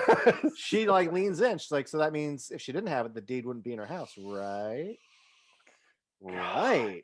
Now I'll fucking listen to you. Like, I don't understand anything about the way these characters conduct yeah, themselves. And if I didn't it's have to, just I have to sit through them doing these things. It isn't just a gore fest. It isn't just, like Leatherface being Leatherface. It's like, great. There's that does happen, and I do enjoy it when it happens. I gotta say, kills satisfying. all right. First time he takes that cop's arm and all that, I went, whoa, so And I I was can in it. honestly say I'd never seen that before. You break someone's arm and then you stab them with their own bone. It was That was cool. pretty fucking gnarly. And then Yeah. fucking Lieutenant Gorman from Aliens gets shot in the fucking neck. It was fucking awesome. Yeah. I always And thought Gorman was an asshole. It's great. No, uh, and then everything with fucking Ruth. yeah. I mean, Ruth just gets a knife across. I mean, glass across the belly. But I said I was going to say, and in fact, I haven't been that shitty about the movie. But the number one thing, the number one with a bullet for this movie is the gore and the kills are top notch. Effort and care and craft was put into this flick. If you don't care about the franchise, or you don't care about its legacy, or also if you were unwilling to, because you don't have to have a hard on, and not every movie is going to be that first movie. Yeah. We like Texas Chainsaw 3D, so we can accept silly fun. Totally. But if you just want 72 minutes of some cool kills, fucking 72 minutes of some cool ass kills. They were. Fucking Richter gets his leg broken, and then he gets his head just smashed the fuck in, just fucking over and over, and you see it. The title of the movie is clearly in reference to the bus. Yeah. Which is a hoot. And literally at one point, there's just a mass of bodies screaming, and you see Leatherface just throw a leg over his shoulder. Like, get the fucking... Oh, it's so good. He chainsaws the one dude and pushes her into another. Mm-hmm. I mean, it's always been a phallic symbol, but then he literally pushes. He basically takes a dude from behind, pushes him into a girl, and they just basically have essentially a three-way. Yeah. A chainsaw three-way. An all-painter three-way. He's just at the same time. The bank lady tries to climb out, and he just and then her one little organ goes. Catherine deserved her fate. I'm sorry. She watched someone die. She watched like her chief, like one of her chief like influencers there, walks back, just says like, shut the door, like lock the door, or whatever she says. And he's like, what happened? And she literally says like, I don't know, just shut the door. Sits there silently while the party goes on, doesn't tell anyone, literally still backs through the fucking entrance to the party bus section and doesn't even warn people. And Richter said, call the police. Did she even fucking call the police? No, she did nothing. She did absolutely nothing. And also even if if she had, the police are dead. Well, that's what I'm wondering is those two guys are dead. I know it's a small area, but like wouldn't if you call 911, does it go to dispatch and then that would go to like the county that it needs to go? I don't know. Because when whatever Blondie McBlonderson's on the radio going, he's got it off her face. The guy at the store has a police radio, and then I realized, wait, is he with the police department? And he just also it's a gas station / police department. But I mean, Sally's a ranger, right? And then that's why he calls she's her. got her sheriff badge still on her jacket. You know? Which is cute. And I'm like, oh, you wear your little sheriff badge, even though you're probably not a sheriff anymore, you know. Can I just say, did it occur to you? It occurred to me while I was watching the movie. I was like, okay, number one, this is not Sally. Like Marilyn Burns or no Marilyn Burns. This is the Sally part. Let's get into it. Yeah. This is not Sally. This is Lefty from part 2. Oh, I thought of that. Yeah. But what my first thought was that they did a better job setting up and explaining Lefty's drive and purpose for revenge and telling a more satisfying story than this. But I'm like, yes. I am confused from her first appearance on screen when she's gutting a pig, having it like all trussed up and everything like that, the way you like deer hunters do with deer, and I guess the way people do in slaughterhouses with pigs. But the fact she's like digging her hands into it, getting them all bloody, answering the phone with the blood still on the back of her, and it's going. Yeah, there was still blood on her hands. She dunks them in a bowl of water, just a quick wipe. Yeah, yeah, and then she touches her face while there's still blood on the back of her hand. I guess that was all she needed. But okay, so right off the bat, I'm just kind of like, wait. So okay, is this the filmmaker's attempt to try and make her seem like a badass who kind of shook off the past, and while the look at the barbecue in the first movie, the night that it was happening to her, made her get that far off look in her eyes and everything like that.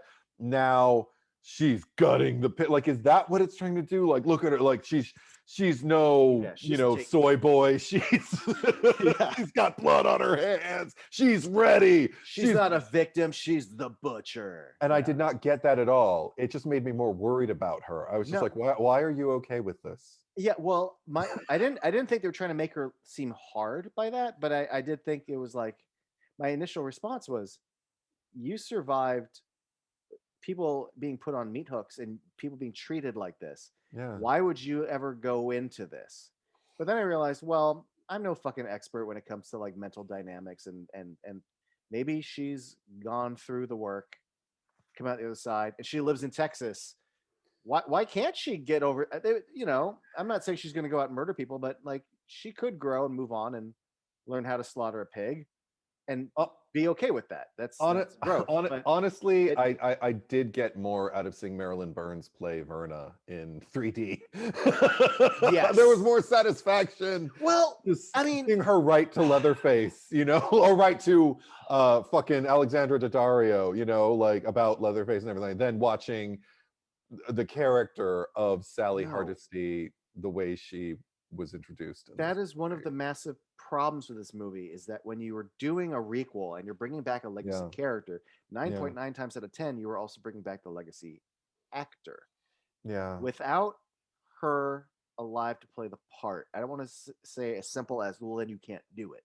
Mhm. But I mean, it feels, again, kind of cheap and a little gross to recast the part and then keep going with it. I would have just left it alone because you can't have your legacy actor back.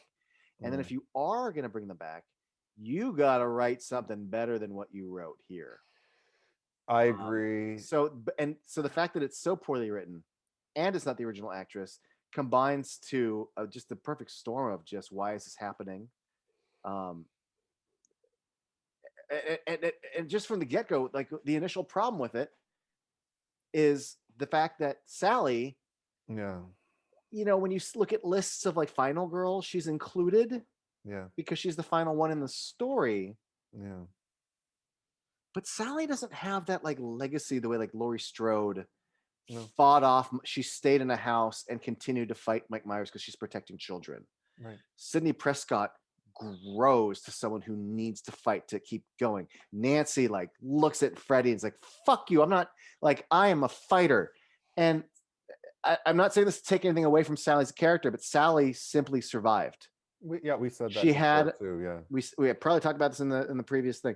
Yes. She survives an ordeal. She gets caught, and then she goes to a house and has a horrible dinner and escapes. And then by luck, a truck is driving by. That's not and then another truck. Yes.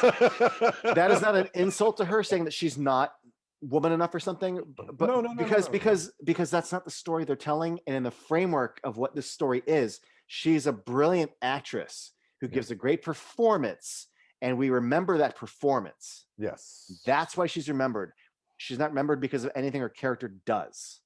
And the movie does not ask her to rise to the movie asks her to struggle and be traumatized. So there's nothing about Sally at the end of Texas Chainsaw 1 where you go, oh, I need to see her come back and get revenge. Like, it's just not a thing.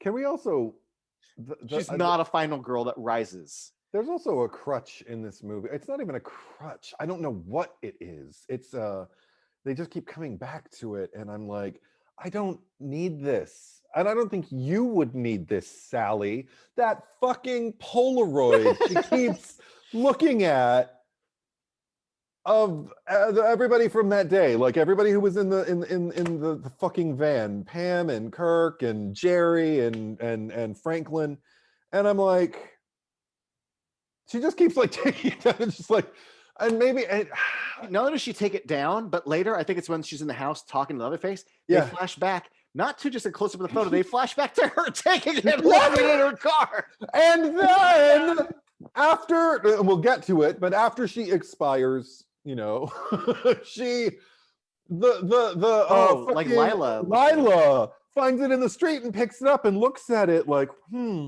this is interesting. I think I'll take it with me for no reason. I don't know who these people are. I don't know what their connection is to anything that happened. But you Yeah. know what? I like this one, and it is the stupidest, least. Yeah. You mentioned earlier, like moments where It's Rey going to fucking Luke Skywalker's home. thank Like you. it matters to her. Yes, where it's like, I know why this matters to me. Right. Why does it matter to you? And it doesn't matter to me. That's the horrible thing of it all, is that like by that point in the movie, I'm just kind of like, put the pole right away. I don't need it. It doesn't mean anything. That is not my Sally. That is not my Leatherface. And for the first time, it was really, really sad, because even though I didn't, like I said, I didn't expect this movie to be great or anything like that. In fact, I went in with very low expectations. I was kind of bummed before I saw it that, you know, Marilyn Burns and Gunnar Hansen didn't live to like share the screen one more time as Sally Hardesty and Leatherface together. I'm really, I miss them. I would never want them not on this earth, but I'm glad they didn't have to make a movie like this. You know, Yeah. they didn't have to be in this movie. Granted, you know, Texas Chainsaw 3D, they don't really do anything in that, but I mean, I see them and I'm like, what? Oh, all right. Yeah. But if they did it in this movie, they were playing these roles and it was so poorly handled, I really would have been sad. It tries to hit the beats of a legacy sequel without having the right things in order to do the legacy sequel, which makes it feel cheaper. And also just the way they write. I mean, she's an outline of an idea of, oh, it's been 50 years and now she can have revenge. So like, here's a shot of her putting the guns in her car, and then she gets there and goes, been waiting for this day for 50 years. It's what you write in an outline, but then you have to write the real scene, and you have to write the real pathos so that it's a real character, and it's not a character in the movie. And sorry. I started to write the line that Sally said, and then I wrote my own kind of version of exactly what it is she was doing when she's sitting there in the driver's seat and the girls are like, we have to get out of here, he's killing everyone, and everything's just like, Leatherface, you know. Like she can smell him. And I wrote down on her, 50 years I've been waiting for this night just to see him again. And what I wrote on top of that was, and rather than get you both to safety like I wish somebody would have done for me, I'm going to use you as bait to get him right where I want him. And then I'll survive all of 4 minutes before he runs me through with his chainsaw, tainting my legacy forever and rendering my cinematic return virtually pointless. And lucky for both, and I just wrote this, lucky for both Sally and Leatherface, their wounds can only hurt them when the script calls for it, because she stabs him in the gut. Nothing. He runs her through with the chainsaw. She lives for another, I think, 4 minutes. Another 4 minutes to shoot her shotgun. So Eddie, so you did 8 minutes total. Eddie, you did a great like the new version of the Large Marge monologue just now. Because you started here and went here like this.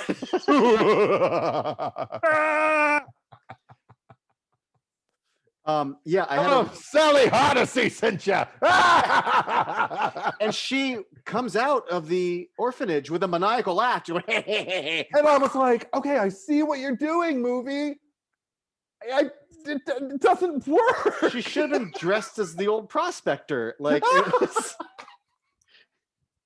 it would have been better if Lefty would have been the one to come back somehow. Hire a Dennis Hopper lookalike. You know, give him a little, you know, battle scar from the grenade going off, and it really it's a 1-2 punch of things that pissed me off. One was she gets into the room with Leatherface, and she has him dead to rights. Jesus Christ! And she does that stupid thing where she's like starts listing off the names. Like he's gonna even fucking know these names 50 years later. Yes. Well, he did. And he must have heard them calling Jerry. And he's like, "Oh, fucking Jerry! I gotta remember that. These fuckers are annoying me. I'm trying to cut pigs here." Right. It's like, a you lot. interrupted my stories. Like, Yeah, and So also she they goes- did shout their names a lot, like Sally, Sally, I'm coming with you. I'm coming with you, Sally. she says, say my name. Yeah, Say you know Jesus. me. As if he's gonna remember, like you just said, like her fucking brother yelling her name in the house next door. Yeah. But this whole like expectation is foolish. It feels like a beat from a different movie, and they wanted to have this cool beat, but it doesn't fit Texas Chainsaw of say my name, say that you know me. The scene shouldn't even be existing. Shoot the No. fucker in the head. And he walks away. And then he's not even threatened she by her. stands there like a goof, like fucking Superman in the middle of the Capitol building, and everyone's on fire, and just lets him leave the room. Such an asshole. He saved who he could. Go on. No, but it's so awkwardly, like it's a wide shot. He just gets up and leaves, and she just stands there with her gun, and just lets him fucking leave. But also, when she's in there, I also can't help but think, like, not just shoot him now because it's what I want as a viewer. There are people outside in danger, so shoot him now. Yeah. Because the girls are there stuck in your car. Yeah. And then she does the one thing that you shouldn't do, which is you let him get out to go kill the two people that are stuck in your car. And then she's like, oh, here are the keys, get the fuck out of here. I hate that she let him leave. And then I was not assuaged at all by watching the Fede Alvarez interview where he brings that scene up. Oh no. Nothing he said pleases me. What did he say?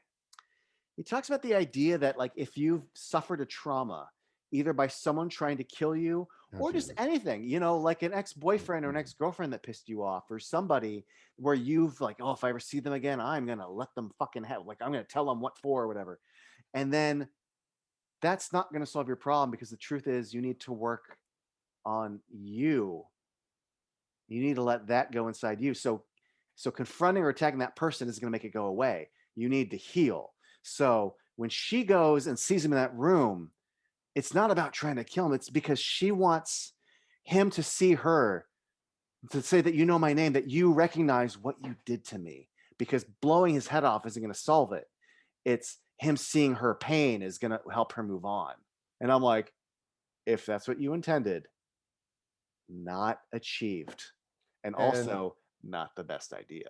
No, you just, again, think about what that does to the character you're portraying. How stupid does she have to be if it took her 50 years to realize, oh, I didn't mean anything to him. It's him ignoring me in this room. This is not Follies or oh my God, now I want to see like something where like Sally's singing like, was it ever real? Did I ever love you this much? Oh God. Oh my God, so stupid. Anyway, Sondheim reference. Sorry, folks, if I lost you there. But dear God, a bunch of old people like reconnecting. Also, you say 50 years to realize this. Isn't it also if you're writing a character after 50 years, the fact that guy at the gas station is like, oh, her, yeah, she became like a sheriff, and she hunted him down for like 30 or 40 years trying to hunt him down. She found him.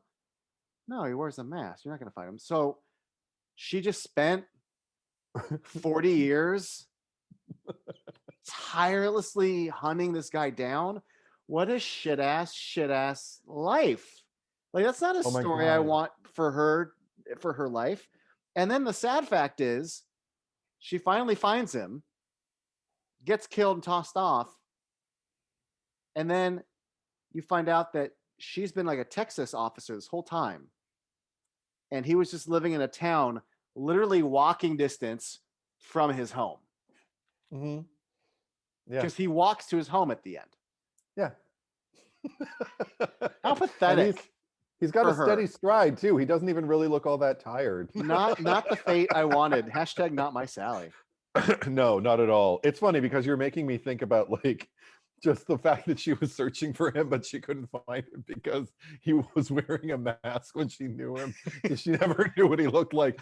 It's just making me think of kind of like a Maleficent scenario. I mean, OG, real Maleficent from the Sleeping Beauty movie, when they're looking for Aurora and Maleficent finds out for 16 years her minions have been looking for a baby. Yeah. It's like, was she looking for people wearing masks?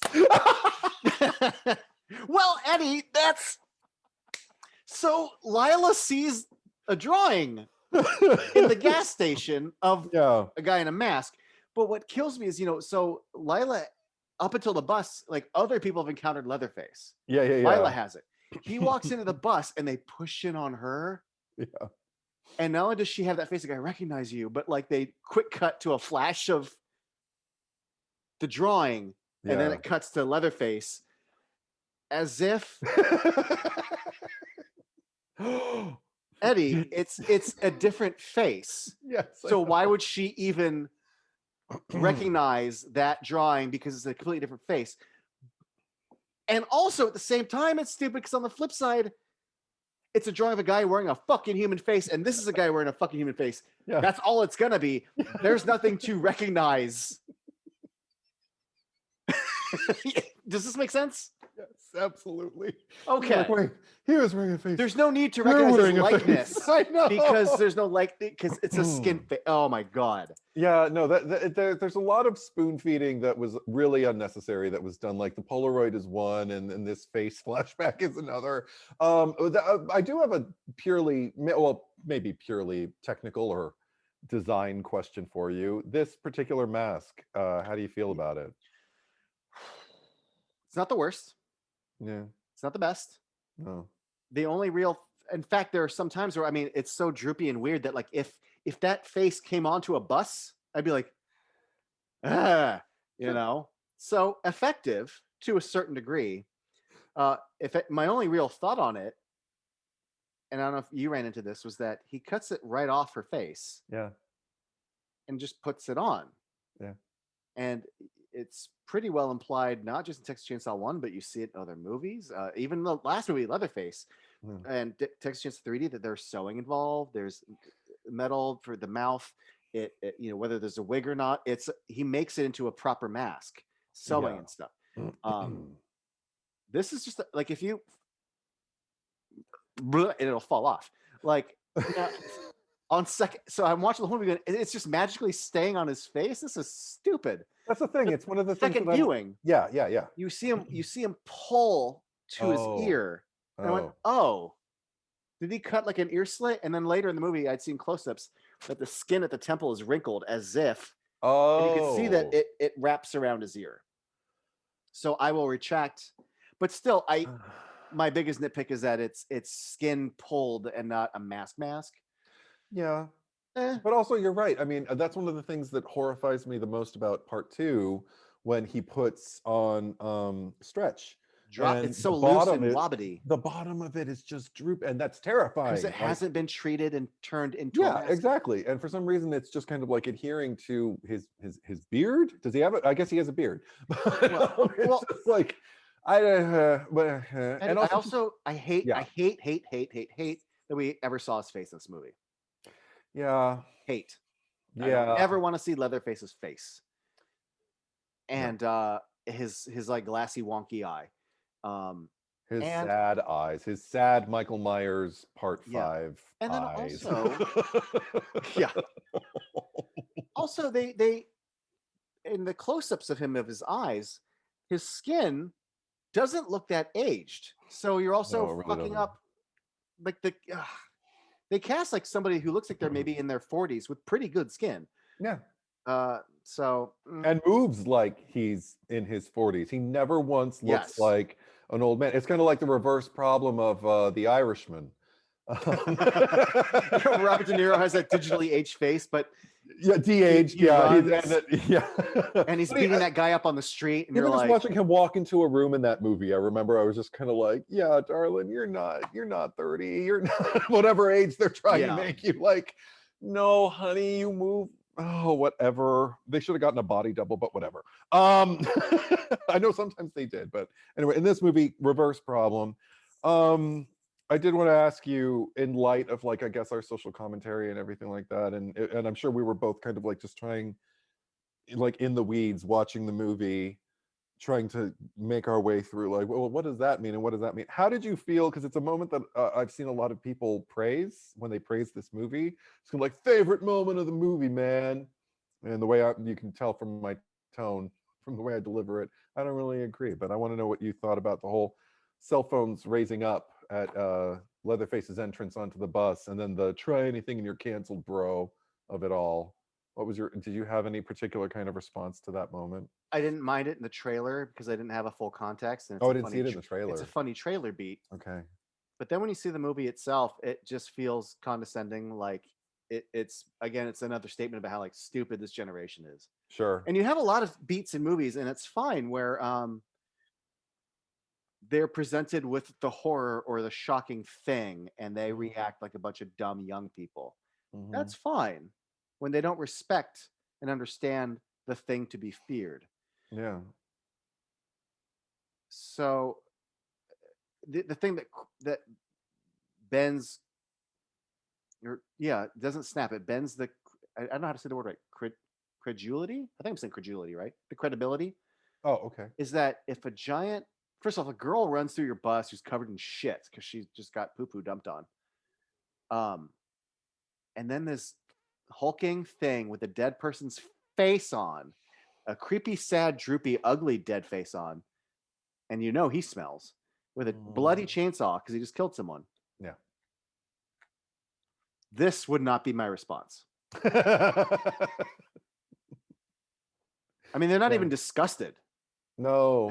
They're Just just blank faced and and just again, this indifferent, what loses me more is the try anything and you'll be canceled. And I'm like, ugh, like, yeah. Meow. yeah, Des wants No, attention. I'm not going to shit all over it, Okay. but no, it didn't stick its landing for me. It's a neat idea. Yeah. If the movie had been littered with that sort of thing, yeah, maybe, but Sure. Yeah. it feels like too broad of a beat compared to the rest of the movie. Um, I agree. I remember it just kind of felt like, oh, you're not making that movie, dear. that's not that's not what this movie. That's what It I'm had, saying. If you had other beats like that and you were making that movie, but yeah, and it's a little it's a little comedic. It's a little blunt. It's a little it's just kind of like a little bit of everything. And I just kind of like, well, if you really wanted to make a point though, like with the social commentary, I feel like it'd be a lot stronger if you already had Leatherface killing someone and maybe one person's response from a distance, from yeah, like a safe distance, would be to lift up their phone and just film what he was doing, because you don't have an instinct to try and help that yeah. person. You don't have an instinct to run. Your first instinct is to go for your phone. And if one person did that, I feel like that makes a much That more resonant statement. that's been a So, beat in a movie too. I can't remember it right now, but like some horrific thing happens and then one character's just like, yeah. yeah, it's And been done. maybe there's a point of view there. Maybe there's like an argument for, well, if there's a record of it, then I can prove that this person was doing this. I mean, Mm-hmm. there's a way to get into a person's head in an argument for like, okay, well, why is that stupid, and why is that also something that maybe could help if you did it? I Yeah, mean, that's just more interesting to me. And instead, it just seemed like I don't know, like an easy kind of like, oh, it'd be funny. yeah. And again, it's at the expense of this idea of Yeah. like Gen Z people trapped on their phone. It's and the people making this movie. I mean, was it Kim Hinkle? I know was a producer on it, Yeah. but Fede Alvarez is a producer on it, and it seems like he was pretty hands on with the story. I mean, he has a story by credit. Shocked me. He's not old. I He's forgot that not. he was affiliated with it. I forgot. And then I saw it in the end credits and I was like, oh dear God. I Yeah, forgot. Legendary got the rights. Legendary and Kim Hinkle came to him to produce Yeah. it, and then he, took it from there, and then got a director for it and Yeah. wrote the story. He's not old enough to be old man yells on lawn, but it feels like the old man who yells on the lawn's idea of what a Gen Z person is. Maybe. Yeah. Yeah. Um, uh, Oh, another, and this is also another contemporary kind of thing, but they have a Tesla, Oh, uh-huh. and a friend of mine posted. She was like, "Say what you want about the movie, but it just had good gore, but the whole thing just felt like a Tesla commercial." I know in the beginning, they hit the autopilot. That's neat, but like the ending is like the most morbid Tesla commercial ever made. It literally, just the way it's shot, I'm just getting the image of her like being driven away in it And then the logo while she comes up. screams. I could totally see that. Oh my God, I I didn't want think someone to about edit that. that and put it on YouTube. I want that yesterday. Yeah. Oh my God. That's going in my face. That'll go on Instagram. I will Right? screenshot it or whatever, and then yeah, record it and then just put on my Instagram. That would be I mean, hilarious. say what you want. I mean, it's very callbacky. I don't want to say the ending succeeded, but it definitely it had bite. It had a Mhm. pulse. Yeah. Um, that last bit. In fact, when she's out of the sunroof and she starts screaming, I didn't. I went like, oh, I see what you're doing. I like this fun. You're inverting the thing, and you're doing the Yeah. okay. That's fun. This is fun. Yeah. It's a bit silly. It's a bit laughable, but I appreciate that beat. What I not that I didn't appreciate it, but again, here's the little nitpick. They're in the Yes. car, and Melody, right when she, like Lila's like, "You're right, I'm gonna stay." Melody's like, "Fuck you." Melody, like the wind, like I had to go back and rewatch it like 4 times. Leatherface simply reaches and pulls her out. He doesn't break the window and grab her. The force is just so strong. It's just one motion. It's just one movement. Yeah. He just Yeah. goes in and yanks her out. And I'm like, wow, his reachy hand is just that strong. Yeah. He didn't elbow it. He didn't punch it. He didn't hit a chainsaw and then pull her. It's just yoink. And I just laughed at how easily the window breaks or how ridiculously strong his fingertips are. And I rewound that and had a good chuckle. Yeah. And also, Yeah. I'm just gonna keep going. And then the fact that she's still in the autopilot and she has this no control is a neat Yes. idea of Yes. like, Yes. wait, what? And she's watching like her sister's head get cut off. Yeah. I one of the things I love about Texas Chainsaw, the original, is how scary this shit is in the daytime. Yeah. And uh this movie, the police car in the fields didn't do anything for me. The nighttime stuff didn't do anything for me. But just that shot of Leatherface standing there holding her fucking head and the sunlight. There's something about that mask. It almost looked like a smile, but you could Mm. tell that he was pleased and happy. And Yeah. he starts celebrating. And he felt right for me. Okay. And it I and it got under my skin. The fact that that's the sort of thing that used to bother me in the daytime is like maniacs and monsters in the daylight and they're out and nothing can stop them. The safety of daytime and just yeah. the fact that that could occur from the safety of your car and the safety of the daylight. That it worked for a few seconds. I went, oh yeah, that's eerie. Yeah.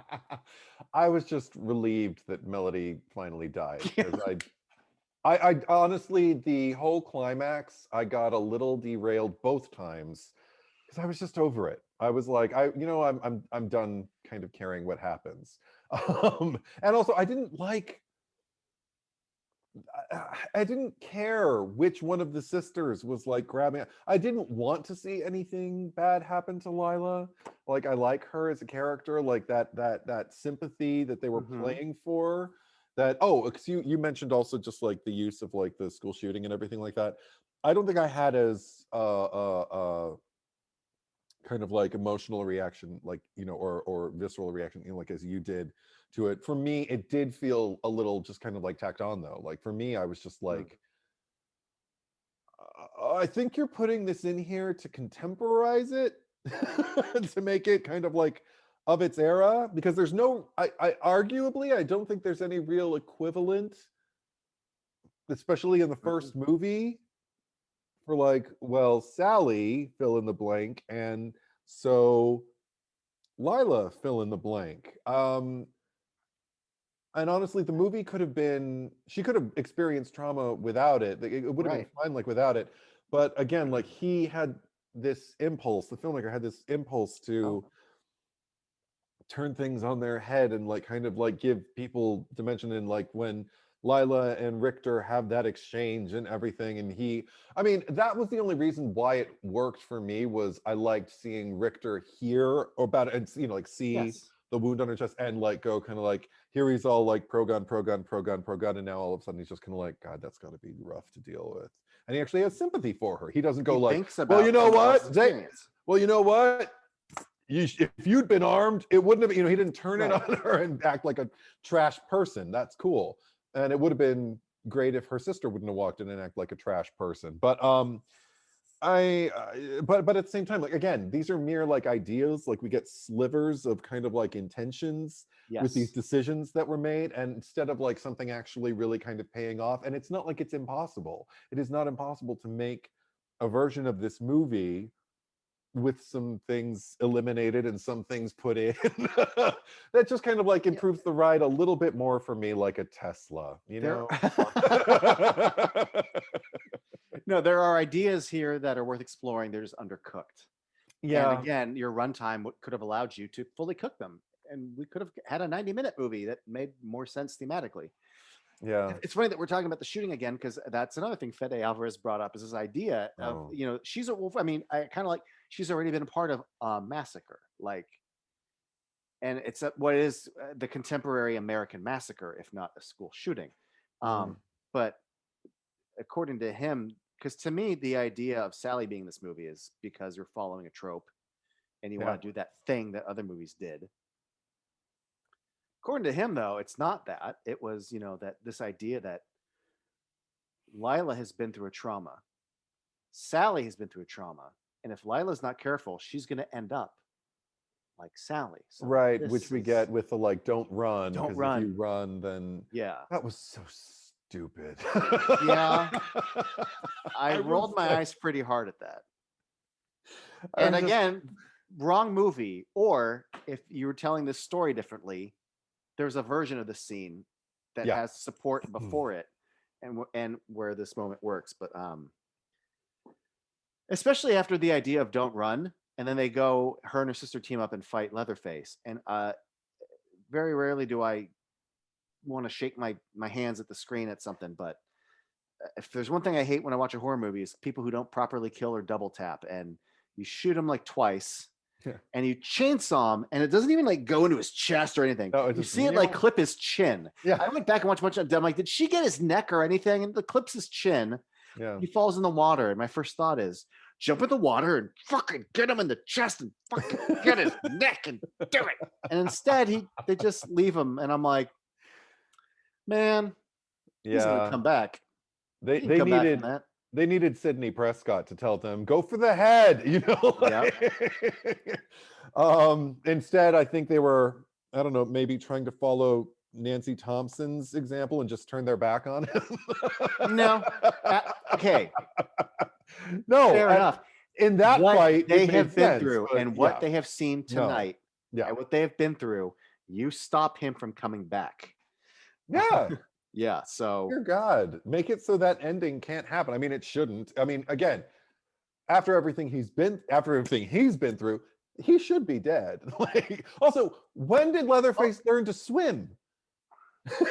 And why is that particular section of the house full of water? Well, that's not the house, that's the movie theater. But I was wondering, was it the movie theater? Okay, yeah. I was just like, where? I like I said, I zoned out during that climax. Yeah, I didn't know it's where a movie the fuck theater they that's got a were. big chunk of the floor missing, and I guess it rained. And well, we saw it rain that night, but I presume that's not that night's rain. That's a lot of, or that's a broken water main. That's something. Yeah. Another thing too, side tangent, but you're buying this town and you're just gonna like, you're gonna do it all up. But based on just how old it is, like, what's the infrastructure on this town like? Like, how are the lights?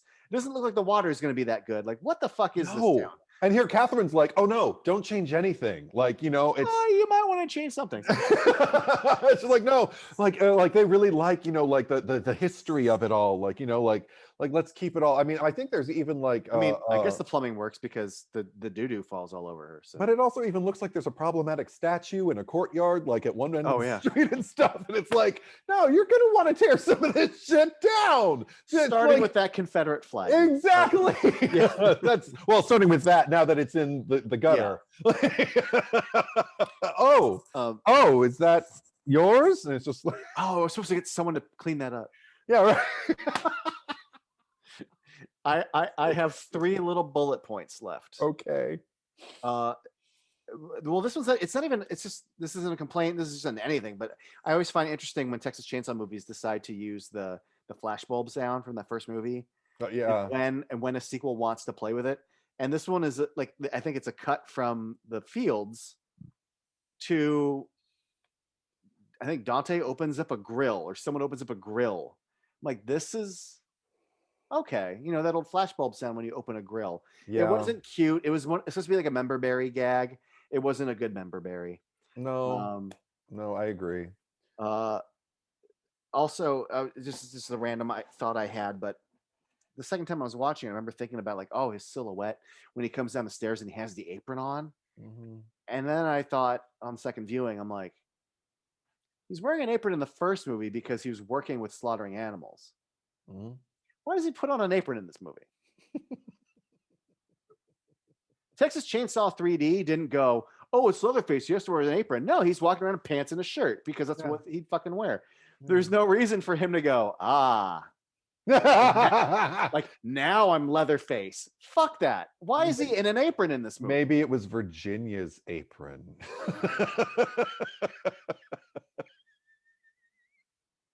Eddie, that's not.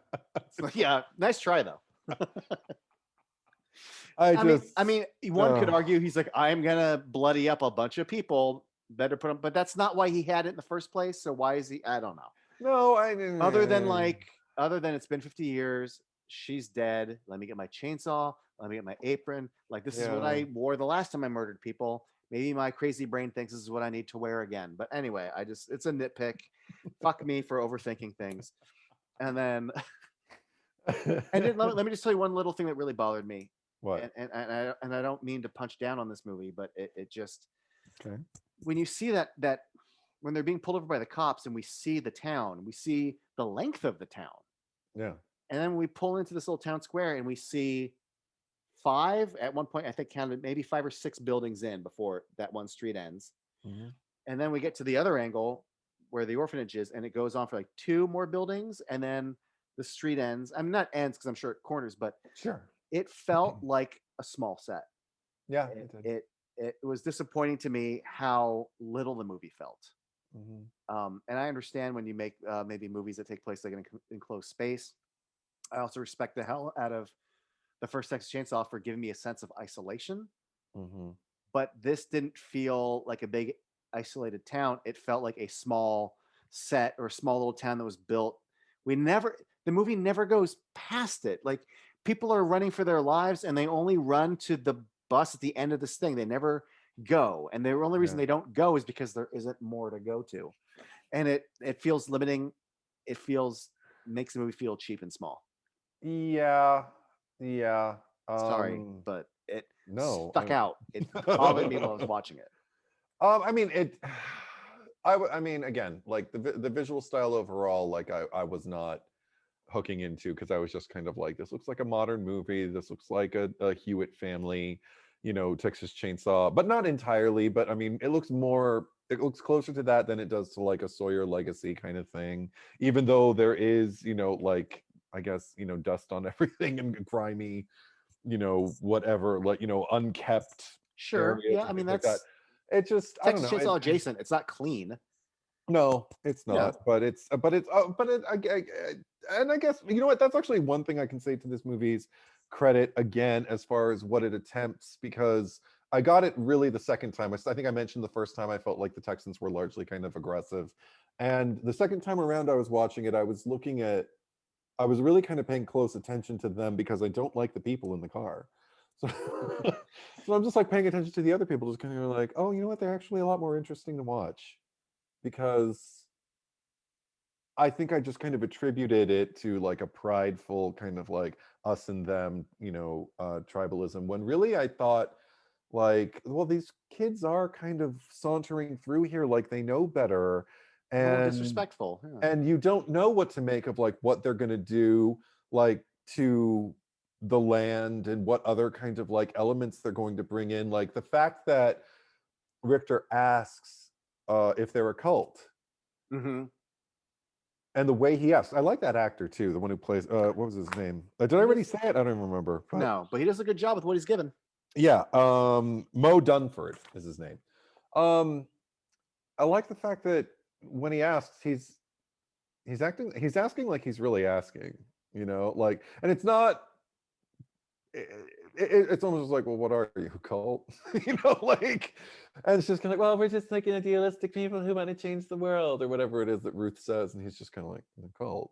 And I'm like, yeah, it does sound like that, doesn't it, and everything. And he just, but again, he, even though he doesn't say we got off on the wrong foot, I'm not going to step on your toes or anything like that, there's everything about like his manner that kind of tells me that, and everything. And I feel like there's little details in the performances of everybody who are the natives, as it were, Yeah. where I'm seeing people who are like fully dimensionalized, Yes. at least in their performances, if not on the page. And I appreciate that, because again, for the filmmaker to take such pride in being a Texan and everything like that, I think he wanted to depict the people who live there as people, and I can respect that. Yeah. No. And uh, in that line of thinking of what you're describing, Yeah, when it comes to the movie taking essentially two different kind of groups or ideologies or groups with ideologies and sort of yeah, and showing the pros and cons of each, which was yeah, part of Fede Alvarez's intention. The movie does, I think, show the pros of the real Texans yeah. more and shows the cons of the Gen Z Austinites. And that's And it, problematic, yeah. even though they're trying to say like, well, there's gray areas on both sides, I think if the movie was showing its hand, it's leaning towards one side more than the other, Absolutely. which to me also fuels my takeaway of fuck your safe space, Yeah, murder mayhem will always come. but within the Hashtag franchise, don't mess with Texas. right? Oh, God, I totally got a "Don't Mess with Texas" vibe from it, especially the first time. But again, we're talking within the franchise. I can appreciate that take isolated, just within the franchise. Forget about what it's saying sociologically about like where the country's going or anything like that. But within the franchise, because up until now, like I think Leatherface 2017 did it, both reboots did it, where you create a Texas that is basically a cesspool of Yes. humanity, where you basically feel like there is no escaping a complete lack of decency and a complete like there's corruption at every turn, and not beyond corruption, like gross Yeah. seedy underbelly. Like there's a strong feeling Mean. I get, and that's one thing that with even that I think the it got kickstarted for me even with the Sawyers in like the third movie, because I remember the first two, they felt like the Sawyer family felt like outliers, like especially in the first movie. Like the first movie, it did not feel like Toby Hooper was making a movie about like, this is what Texas is. It was just kind of like, no, this is what can happen when you are completely removed Yeah. from a society. So when you're not emblematic of Texas, as it were, like a small town people and everything like that. That's not the movie Toby Hooper made. He made a movie about what happens when you completely isolate from any society and basically hold dominion over your land, and you're led to desperate measures and also like untreated psychiatric problems, Mm-hmm. and you breed people in that. What can happen? That's what it felt like. The second movie felt again kind of like, even though a more grandiose But you uh see uh more uh, other Texans in it, and by contrast, they are still the outliers compared to Stretch and everyone. yeah, Stretch is a So, Texan, and LG is a Texan, mm-hmm. and we root for them. We like them. So, and then the third movie came along, and for the first time, like the threat of like sexual, violence came into it, and all of a sudden it started to feel, gross, and like I won't go into it, but and Yeah. then and then 4 was just chaos. And the reboot for me was when it really got into like look at it, it's like, I mean, even just the gas station they stop at, like, look how gross the toilet is, it's Texas, you know. And I was just like, Yeah. and I felt that it felt like, I mean, Marcus Nispel is obviously not a Texan. I think is he German? And I remember just kind of thinking like, this isn't Texas. This is not any Texas I know. And that's part of why I don't like it. It doesn't feel real. It feels like you know, just like a horrible backwater, you know, like den of iniquity. Yeah. You know, I state said it limit. before, I'll say it again. It feels like Universal Maze brought to life. Yeah.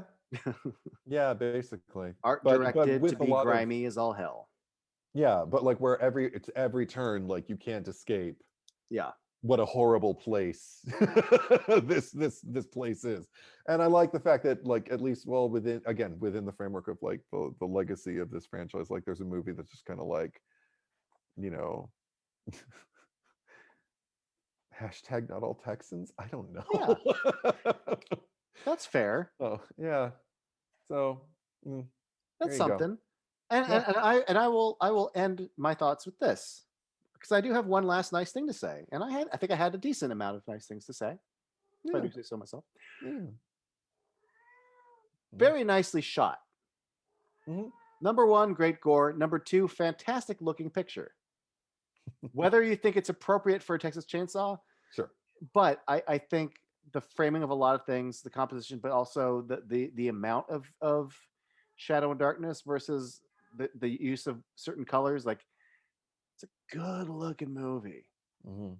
They didn't, for what I wish they maybe spent a little more on the set. Mm. They definitely did not pull any punches when it comes to the approach to making sure it looks good. How much of it is post production, color correction? I don't know, but good work was done. I liked looking at this movie. Aesthetically, I really did appreciate that dead sunflower field. Yeah. I was just kind of like, oh, haven't seen that yet. And I didn't even know that, I mean, I guess it makes sense if that happens. I don't know if that happens. Right. And that's what it looks Who the like. fuck knows? But if it does, and that's what it looks like, I mean, it works for like Mhm. what you're trying to kind of like convey as far as like, you know, the abandoned side of the road that this character of Leatherface is basically kind of finding himself abandoned on, you know, Yeah, and then we have like that big field oh. of, and then just peekaboo, here's a poster moment, like it, whatever. And that looked green screened to me. I don't know if that was even I practical. don't There know. was something about like the lighting on his face that just did not match what was around him. But maybe it was practical and I just have bad eyes. I don't know. It's possible, Eddie. It's possible. We're not spring chickens anymore. I Um, haven't been a spring chicken for quite some time. yeah, you old. Hashtag winter chicken. Uh, and one last thing that's nice, and then I'm fucking done. Elsie Fisher, who plays Lila. Mm. I've never seen 8th Grade, but I remember seeing the trailer going, I want to see that. And then critics were like, 8th Grade's fucking good. I'm like, cool. And I like Bo Burnham. And then people, IRL, were like, yo, 8th Grade's fucking good. And I'm like, I should see that. And it's been many years. And everyone goes, that girl, she's really good. I watch this movie and I go, oh, she's good in this. I got to go see that fucking 8th Grade movie because I'm sure she's great in it. Yeah. She's, the people that are in this movie, almost everyone I go, well, I see why you're an actor. Yeah. You know? And I also have to, one thing I appreciated just like was her look also, because we haven't quite had that girl in this franchise yet, I don't think. And because I mean, the first thing, it feels like an odd thing to say, and it's not a judgment, but there was something about just like, I mean, it was the absence of makeup and like kind of like the shape of her hair. I got Bud Cort from Harold I and didn't Maude want to vibes. say it because I'm like scene one. I'm like Bud Cort's granddaughter. Like, yeah, totally. Oh But my God. it only endeared me to her more because it was just kind of like, already we're giving like a presence of somebody. I mean, because then I think about, you know, like the Jessica Biel of it all and the Jordana Brewster of it all and everything. And I just we had fucking Ruth, but you know, she didn't really do anything. But the characters that we follow, you know, look like I don't know, just like people who haven't been on screen in a movie like this Yes. yet. And I was really, really happy about that Well, that's because why I like Sarah yeah, Yarkin in general. Is she doesn't yes, fit a certain mold, and she's eminently watchable. yeah, she deserved a much better part. But Elsie Fisher, you're right. I mean, I remember thinking Bud Cort, and my only thing was I was afraid that if I brought it up, I was going to Mhm. fumble it and make it sound like a bad thing.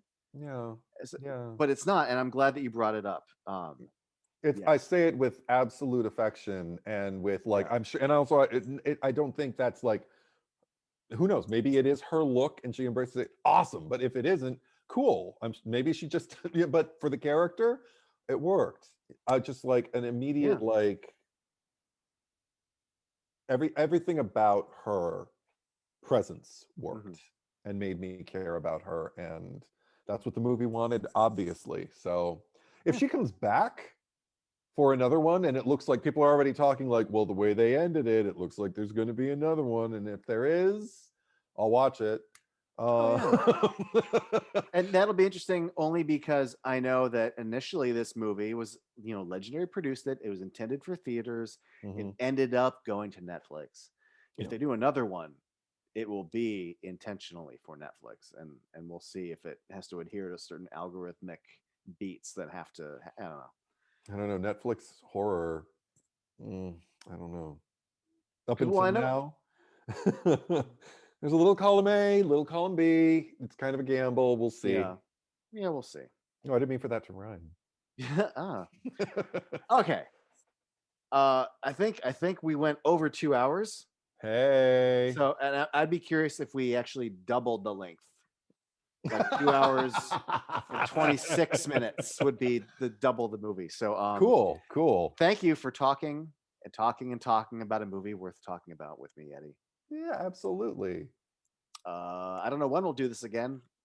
Life's been kind of busy. Yeah, right. Slowed down on doing these, but We'll we'll do do another one one. again. Yeah. Until next time.